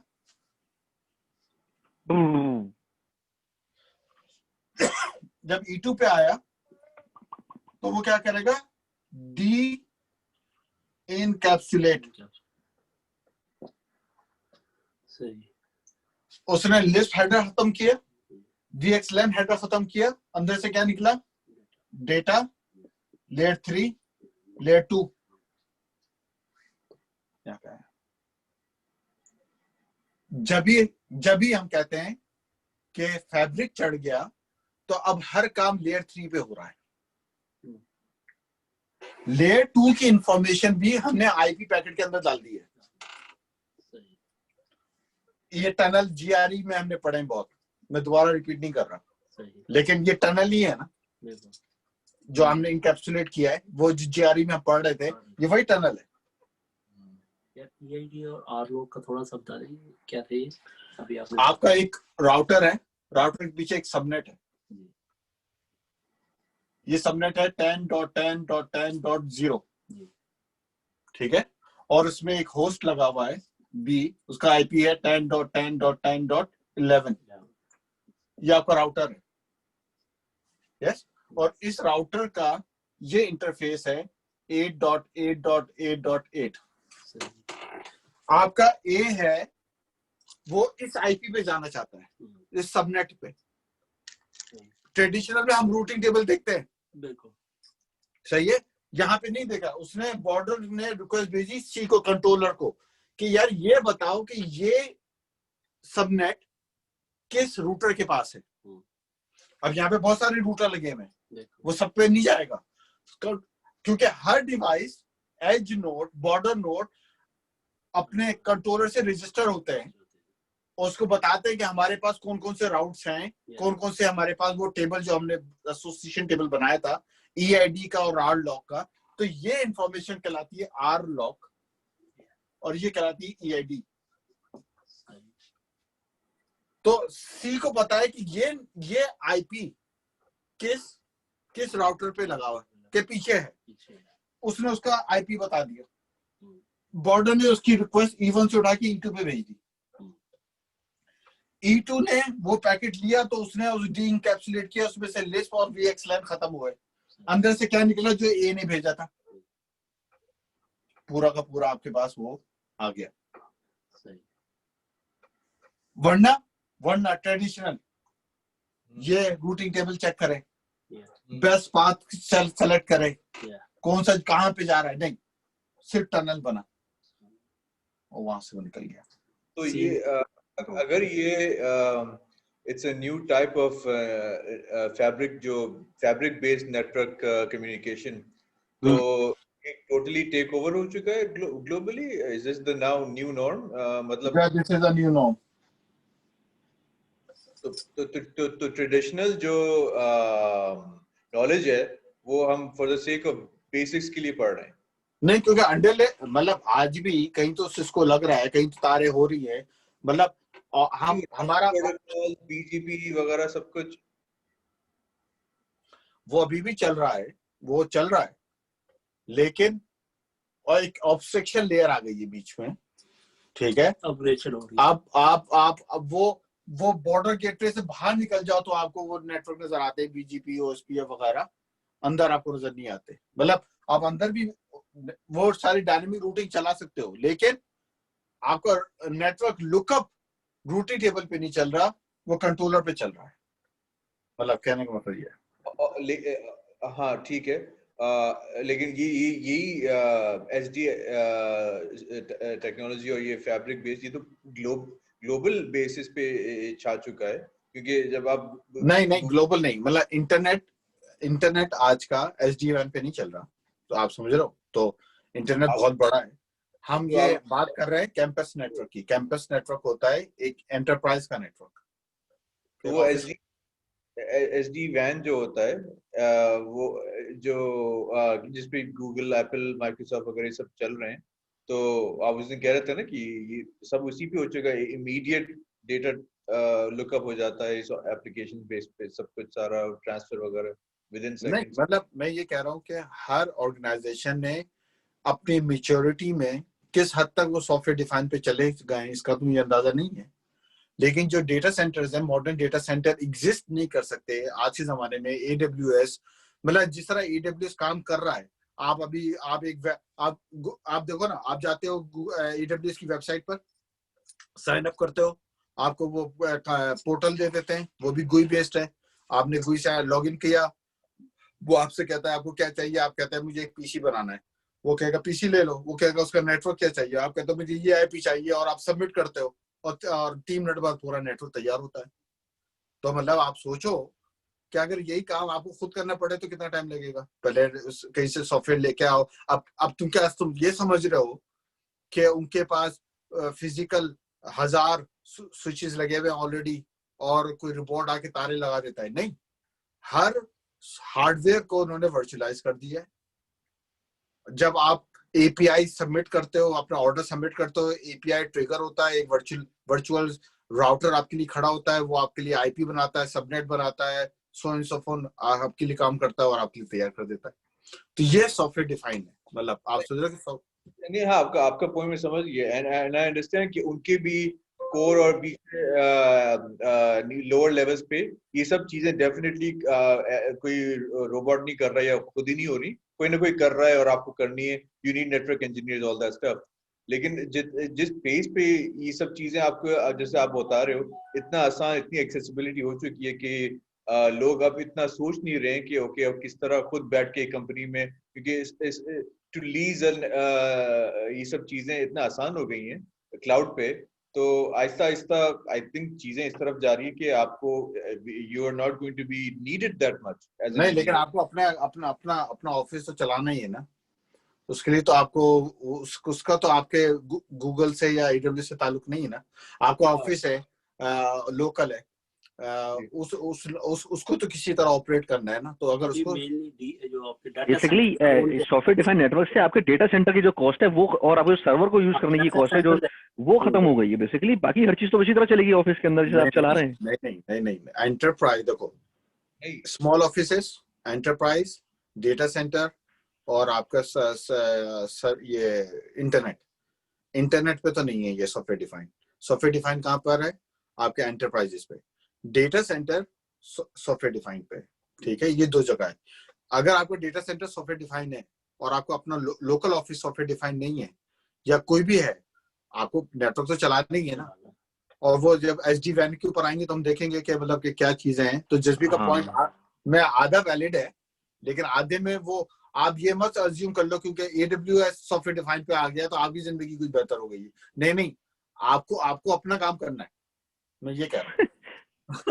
ओके, कमिंग बैक, सो ये आपने देखा। अब इस पे हमने दो चीजें यूज करी हैं। अब हमने यूज किया है इस पे VXLAN और लिस्प, ठीक है। ओके, जो मैंने ये दोबारा एक चीज मैंने यहाँ पे ये रिकैप की है, उसकी एक वजह थी। लास्ट टाइम मैंने कहा कि अगर इस पे नहीं जाना रिक्वेस्ट, मुझे लॉक करना है, तो मुझे ट्रेडिशनल नेटवर्क में ACL बनाना पड़ रहा था, ठीक है। अब ये कॉन्सेप्ट हमने खत्म किया है, और ये बहुत बड़ा कॉन्सेप्ट है। ये कॉन्सेप्ट आता है आइस, इंटीग्रेटेड आइडेंटिटी सर्विस, जो इंजन है ये। लेकिन ये तो मैनेजमेंट इंजन है ना, उसको कुछ चीज फीड करेगी तो उसको पता चलेगा ना कि क्या करना है। तो क्या किया कि हमारे सिस्को वालों ने देखा, उन्होंने बोला यार हमारे पास ऑलरेडी एक चीज है यहाँ पर।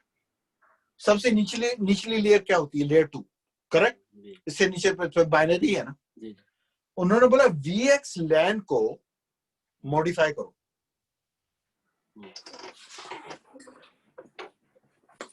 देखो, एक आया था VXLAN, जिसका हेडर कुछ यूं था।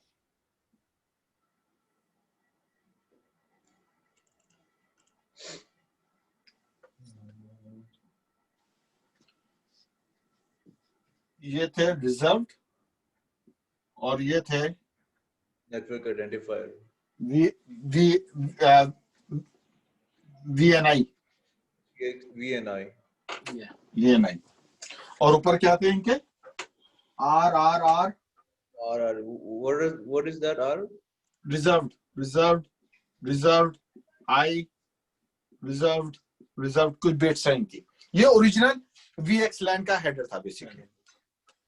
इन्होंने कहा क्योंकि VXLAN है लेयर 2 इंफॉर्मेशन रखता है, इन्होंने बोला इसको मॉडिफाई करो, और इन्होंने नया हेडर बनाया है, और वो इंटरेस्टिंग है। उसको कहते हैं VXLAN GPO, ठीक है। ये RRR के ऊपर ना मुझे वो याद आ गई मतीरा, और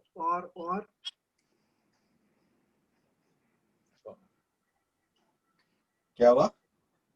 जरा भी आपके RR कहने पे मुझे वो इन्होंने एक बनाया ग्रुप पॉलिसी ID, और ये कितनी 24 बिट की है मेरा ख्याल है, नहीं 16 बिट है।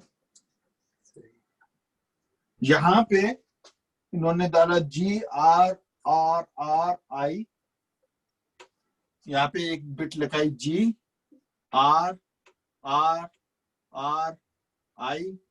और एक बिट है D और एक है A। और ये क्यों है, इसकी एक वजह है। क्या चीज है GRRRDA? सर आप,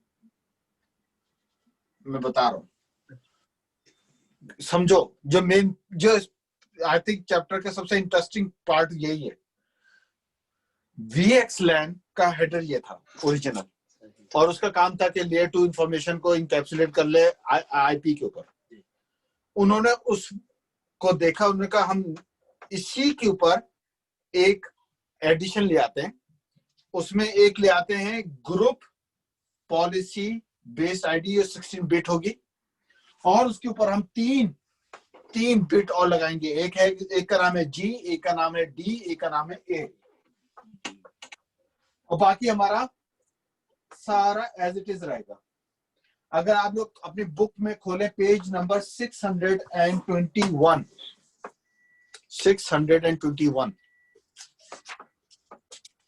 जी। तो भाजन जरा आप मुझे बताना कि वो क्या कह रहे हैं।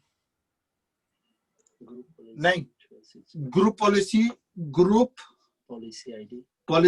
ID जो है वो है SGT, security group tag. G क्या है? जी है group based policy extension. Group policy based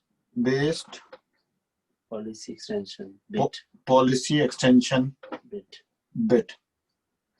जी bit यानी कि अगर आपके पैकेट में ये वैल्यू 1 है, इसका मतलब है आप बता रहे हैं अपने स्विच को या राउटर को कि इसके अंदर कुछ सिक्योरिटी इंफॉर्मेशन है।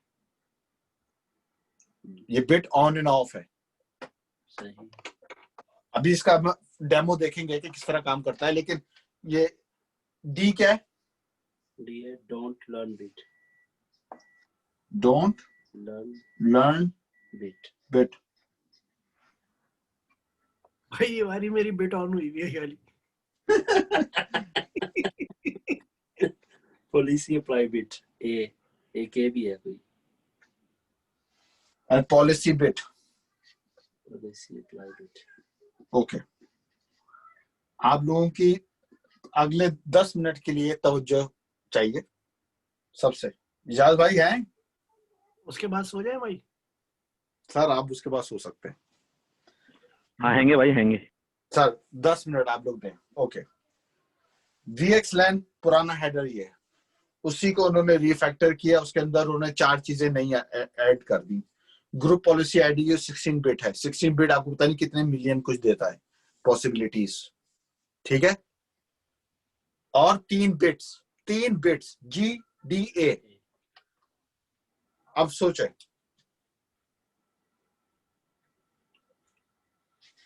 ये मिटाओ और मैं इसको थोड़ा सा सिंप्लीफाई कर दूंगा।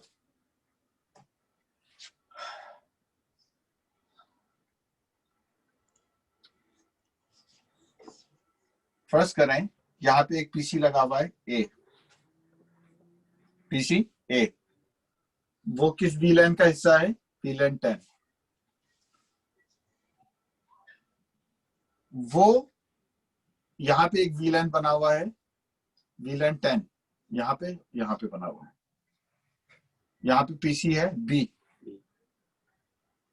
आप एक सिक्योरिटी ए के लिए बनाते हैं, ए नॉट ए के आईपी के लिए, ए के लिए, कि ए जब भी डेटा भेजेगा तो उसके VLAN में एक टैग लगा होगा, ठीक है।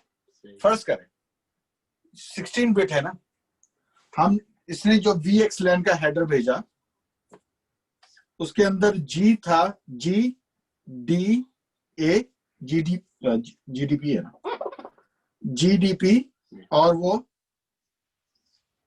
ग्रुप आईडी, ये वैल्यू 1, ये वैल्यू 0, ये वैल्यू 0, ये वैल्यू 100। ये आगे पूरे फ्रेम में और हेडर लगा लोगों के हमने भेज दिया। ये आया यहाँ पे, ये क्या था आपका? बॉर्डर या एज, जो भी है, बॉर्डर या एज पे आया।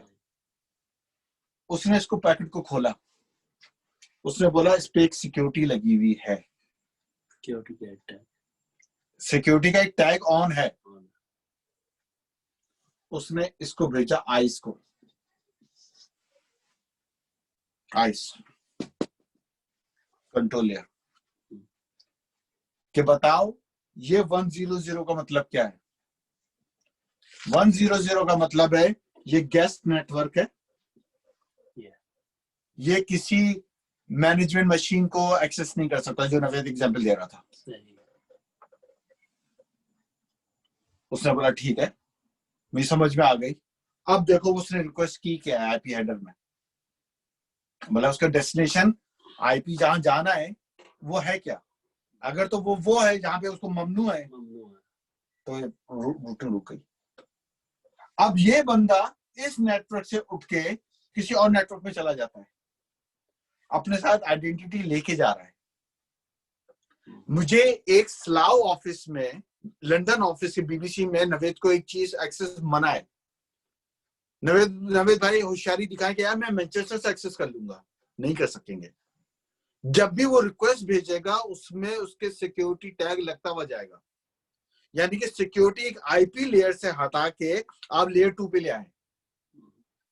पहले सिक्योरिटी आईपी पे चेक होती थी, आपका आईपी क्या है, 10 होना चाहिए, नेटवर्क अलाउड नहीं है। एसीएल, आप एक्सटेंडेड एसीएल में गए, किस आईपी से किस पोर्ट के ऊपर क्या यूज कर सकते हैं, एक्सटेंडेड एसीएल, ये कॉन्सेप्ट खत्म किया आपने। अब आप ले आए टैग्स। अब आइस में जो एप्लीकेशन इंटीग्रेटेड इंजन है, उसमें हर टैग के लिए प्री डिफाइंड पॉलिसीज आए हैं आपने, आप क्या कर सकते हैं, आप क्या नहीं कर सकते। लेकिन वो साइन तो नेटवर्क बेस पे ही होती है ना, कि जैसे एक वीलैन उन्होंने 10 वीलैन गेस्ट के लिए रखी हुई है। ये वीलैन नहीं है, ये वीलैन की बिट्स नहीं है, वीएनआई तो नीचे है। मतलब वो ये कह रहे हैं, अगर आप सोचो ना भाजन, आपका पासपोर्ट पे आपको बैन लग जाए ट्रैवल करना अमेरिका के लिए, तो आप कहते हो यार मैं पाकिस्तान से अमेरिका चला जाऊंगा, पॉसिबल है क्या?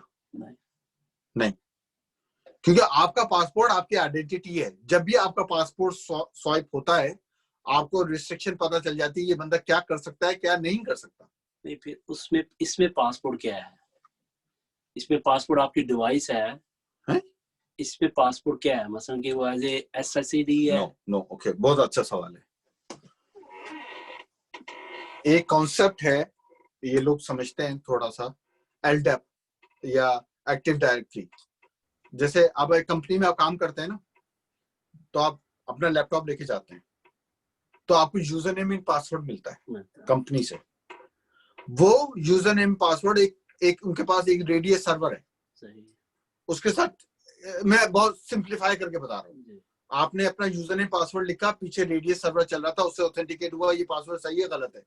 जब वो पासवर्ड ऑथेंटिकेट हुआ ना, तो रेडियस सर्वर ने कुछ पॉलिसीज आपके कंप्यूटर पे दी ऑटोमेटिकली, इंस्ट्रक्शन दे दी कि आपका कंप्यूटर क्या कर सकता है और क्या नहीं कर सकता।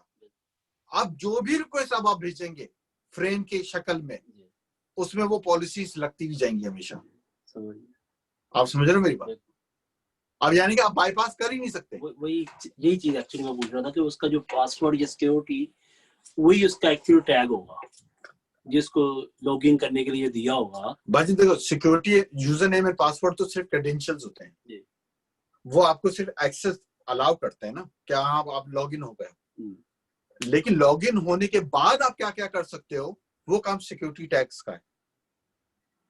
अब मैंने जैसे मैं अब ये लैपटॉप है, कंपनी ने मुझे दिया, मैंने लॉगिन कर लिया, मैं अंदर आ गया, अब मैं इस पे कोई सॉफ्टवेयर इंस्टॉल कर सकता हूँ नहीं कर सकता, इसका मेरे यूजर नेम पासवर्ड से ताल्लुक नहीं है। इस पे वो पॉलिसीज हैं जो मेरे यूजर नेम पासवर्ड के साथ लगी हुई है। वही मैं कह रहा हूँ कि आपके यूजर नेम और पासवर्ड पे ही एक्चुअली सिक्योरिटी लगी हुई है। हाँ, मतलब आपके आइडेंटिटी के साथ, मतलब मेरा यूजर नेम पासवर्ड मेरी आइडेंटिटी है ना।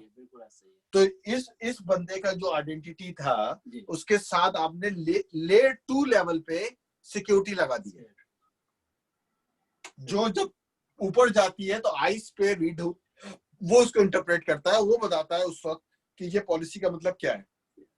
तो आप भले यहाँ से रोम करके कहीं और चले जाएं, आपकी सिक्योरिटी पॉलिसी सेम रहेगी। यानी कि सेंट्रलाइज ACL हो गया, हर स्विच पे बनाने की जरूरत नहीं है। स्विच के पास आया, उसने कंट्रोल पैनल को भेजा, कंट्रोल लेयर है ना ये, आइस को भेजा, सही, आइस ने बोला कि हाँ ठीक है, सही, फाइन, आप वो कर लो। एक्चुअली हर जो कंडीशनर उसका है उसी पर ही असाइन कर दिया हुआ उन्होंने कि हाँ, इसको क्या चीज अलाउ है, क्या चीज अलाउ नहीं। ऐसे ही वो कंडीशनर निकलेगा, उसके बाद उसका टैग भी निकलेगा। सही, ठीक है। कोई डिवाइस अपने सिक्योरिटी टैग को निकाले बगैर फ्रेम बना नहीं सकता, क्योंकि ये देखिए VXLAN लेयर 2 है,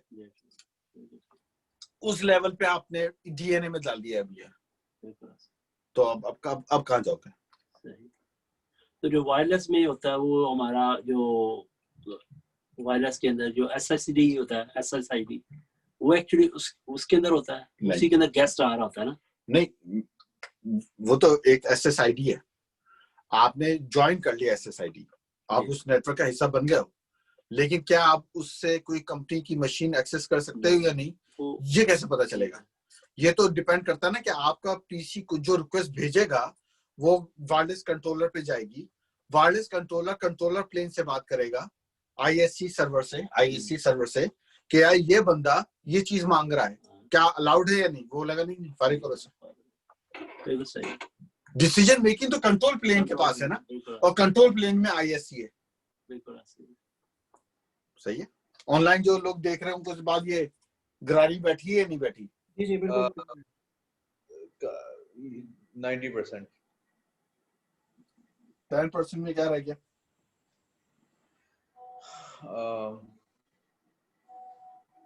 VXLAN का थोड़ा सवाल क्या है? ये जो VXLAN हेडर है जी सर। और इसमें जो मैं बुक में असल में जो देख रहा हूँ VXLAN GPO जो है वो है VXLAN आइडेंटिफायर नेटवर्क VNI और रिजर्व्ड, जो इन्होंने जो इसको बेसिकली वो बोल रहे हैं वो, और ऊपर सारा GGRR रिजर्व वगैरह ग्रुप पॉलिसी आईडी, ये बनता है VXLAN हेडर, राइट? नो, यही मुझे डायग्राम समझ में नहीं आ रही, एंड बेस्ड ऑन दैट जो आपने जो तुमने भी बताया वो एक्सप्लेनेशन मुझे समझ में आ गई। ये डायग्राम जो है फिगर वो थोड़ा सा घुमा रही है। कौन से पेज पे हो?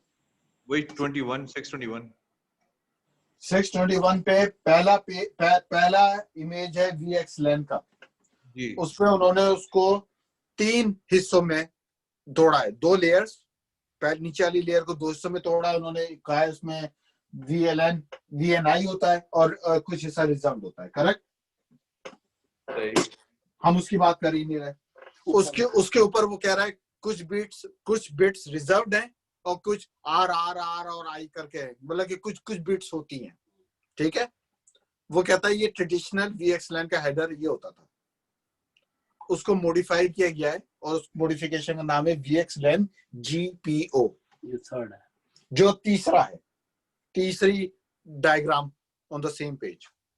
अब उसको कंपेयर करो पहली वाली डायग्राम के साथ, तो वो बता रहा है कि अब जहां पे पहले रिजर्व इतना बड़ा लिखा था, अब वहां पे लिख रहा आ रहा है ग्रुप पॉलिसी आईडी, ठीक है।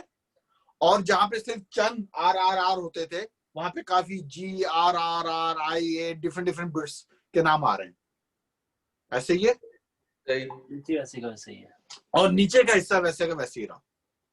अब जो उन्होंने ऊपर के हिस्से में जो मैंने ब्लैक बोर्ड पे लिखा है ग्रुप पॉलिसी आईडी और बाकी GRRI को सब आगे भूल जाओ, जो मेन इसमें 3 बिट्स हैं, 4 GDP और एक ग्रुप पॉलिसी आईडी, ये 4 इजाफी चीजें हैं जो हमारे लिए काबिल गौर है यहाँ पे, जिसपे हम बात कर रहे हैं कि इन चारों से हम कौन सा मसला हल कर रहे हैं। तो वो जो सिक्योरिटी का था, सिक्योरिटी टैग्स लगाने का, वो है ग्रुप पॉलिसी आईडी 16 बिट की है। उसमें आपका यानी कि एक बंदे के पास अगर सोचा जाए अगर 16 बिट कितने मिलियन बनाती है भाई, कोई किसी को अंदाजा है? 15 मिलियन, 16 मिलियन? क्या 16 बिट कितने मिलियन, क्या नंबर बनता है? No idea. चलो फर्स्ट करो मिलियन, फर्स्ट करो, यानी कि एक बंदे के लिए आप 1 मिलियन पॉलिसी बना सकते हैं। हर नंबर पे एक पॉलिसी है। Yes, 1 million policy. अब वो पॉलिसी का पैकेट लग के आ रहा है, अब क्या रूटर हर पॉलिसी को देखेगा, पहले चेक करेगा? नहीं। तो उन्होंने कुछ इंडिकेटर्स लगा दिए। जी के बिट ऑन है, इसका मतलब है कि इसके अंदर एक सिक्योरिटी टैग है, उसको पढ़ो, ठीक है। अगर डी का मतलब होता है डोंट लर्न, मतलब इसको अवॉइड करो, और पी का मतलब है कि इसकी सिक्योरिटी का ऑपरेशन हम कर चुके हैं, यानी एक राउटर से दूसरे राउटर पे जब गई तो वो दोबारा आइस को नहीं भेजेगा ये रिक्वेस्ट, वो उसको बताएगा कि यार हम इसकी पॉलिसी चेक कर चुके हैं, यानी कि आप एक दफा इमिग्रेशन से गुजर चुके हैं, आपको दोबारा क्यू में लगने की जरूरत नहीं है। ठीक हो इजाज भाई, यप मैन सर जी, आ गया मुझे समझ में। इसकी कुछ चीजें असल में ओके 619 पे भी और ओके वहां पे भी कुछ ओके अच्छा ठीक ओके ठीक है। अगर आपको ये समझ में आ गया तो आप समझ लो कि आपको चैप्टर समझ में आ गया। जो सबसे ज्यादा टेक्निकल बात थी वो ये थी, क्योंकि इससे पहले चैप्टर्स में हमने लिस्प और VXLAN को सरसरी देखा है।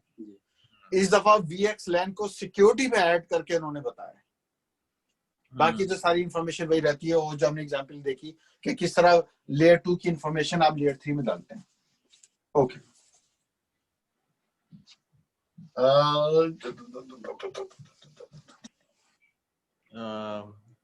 सर आज देखो छुट्टी का भेजा काम करना बस छोड़ रहा है। खत्म हो रहा है।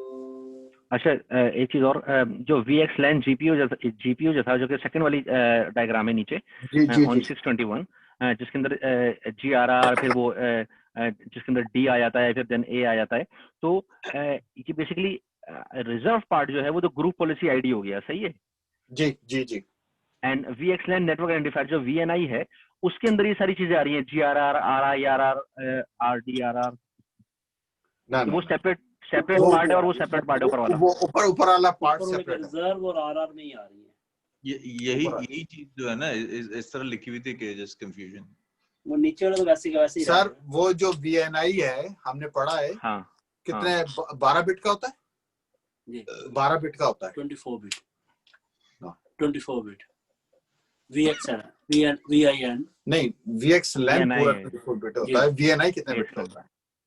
वो मैं से 12 बिट का 12 बिट का होता है मेरा ख्याल है। ठीक है, वो आपको बताया वर्चुअल नेटवर्क आइडेंटिफायर है ना, वो आपको VLAN की मैपिंग देता है। ठीक है, कि यहाँ पे VLAN है तो वहां पे दूसरा VLAN क्या होगा। ठीक है, अगर इसको तो मैं शुरू नहीं करना चाह रहा ये बात। अगर आपको अब VLAN 10 से VLAN 30 में जाना है, VLAN नंबर मैटर नहीं करते as long as VNI same हो दोनों के। अभी बात समझ रहे हो मेरी बात? अच्छा, ये बात समझ आई? दोबारा बोलना। पहले होता था VLAN 10, हाँ, फिर होता था VLAN 30। हम्म, इन दोनों में बात करने के लिए आपको राउटर चाहिए होता था। ठीक है, अब एज मोड में एज उसके ऊपर क्योंकि VNI है, और अगर VNI 1 रिप्रेजेंट करता है बोथ 10 और 30 को, तो ये लोग आपस में बात कर सकते हैं डायरेक्ट। ओके, सो एज के ऊपर जाने की जरूरत नहीं पड़ेगी, जरूरत नहीं पड़ेगी। लेकिन मैं इस कॉन्सेप्ट को छेड़ना नहीं चाह रहा अभी यहाँ पे, लेकिन मैं एक बता रहा हूँ कि VNI का कॉन्सेप्ट क्या हुआ कि आप यहाँ से हांगकांग में HSBC से बात कर सकते हैं डायरेक्ट VXLAN के ऊपर, उसके ऊपर, क्योंकि VXLAN डेटा प्लेन है। VXLAN लिस्ट के बगैर चल सकता है। VXLAN का अगर आप हेडर पढ़े तो उसमें भी VXLAN UDP IP हेडर लगता है आगे, उसको लिस्ट की जरूरत नहीं है, वो खुद जा सकता है, डेटा प्लेन है। कंट्रोल प्लेन उसको चाहिए होता है जब उसको पूछ रहा हो कि यार मैं कहां जाऊं, कैसे जाऊं, लेकिन स्टैटिक रूटिंग में वो जा सकता है। तो दो नेटवर्क डिफरेंट VLAN में आपस में बात कर सकते हैं विदाउट राउटर। एनीवे उसमें आएंगे। ओके, लास्ट पॉइंट ये डिजाइन समझ में आ गया आपको? यहाँ से ऊपर चल रहे हैं, हमने ये देखा, कंट्रोल प्लेन देखा, कंट्रोल प्लेन में हमने आइस को देख लिया। ठीक है, डेटा प्लेन में VXLAN देख लिया आपने, VXLAN के अंदर आपने GOP भी देख लिया स्पेशली। खैर, और अगेन इस फैब्रिक को बनाने के लिए आपको क्या क्या चाहिए, चीजें चाहिए होती है? कंट्रोल प्लेन, ये पेज नंबर है 622। Border node, edge node, WLC और इंटरमीडिएट नोड्स। ओके, या अंडरले सर्विस के लिए मतलब वो छोड़ नहीं दो, लेकिन ओवरले है ये Overlay, fabric overlay. क्या चीज? ये फैब्रिक लिखा ओवरले हुआ के लिए There are 5 basic device roles in the fabric. Overlay ना, हाँ हम ये पढ़ रहे हैं ना। सही। अच्छा आपने अभी अंडरले बोला था। अच्छा ठीक है। नहीं मतलब इंटरमीडिएट नोड्स अंडरले की से कम्युनिकेशन के लिए काम होती है। अच्छा आईएन इंटरमीडिएट, ठीक है, ओके। आज इसको यहीं तक रखते हैं। आप लोगों से प्लीज, मैं आपको सही बता रहा हूँ, जितना पढ़ा है इसको जहन में रखते हुए अगर आप बुक पढ़ेंगे तो मुश्किल चीजें आपको अब निकल गई है, तो आपको समझ में आ जाएगा। अब सिर्फ डेफिनेशंस हैं यार, ये यूं है, अच्छा ये बात कर रहा है, ठीक है।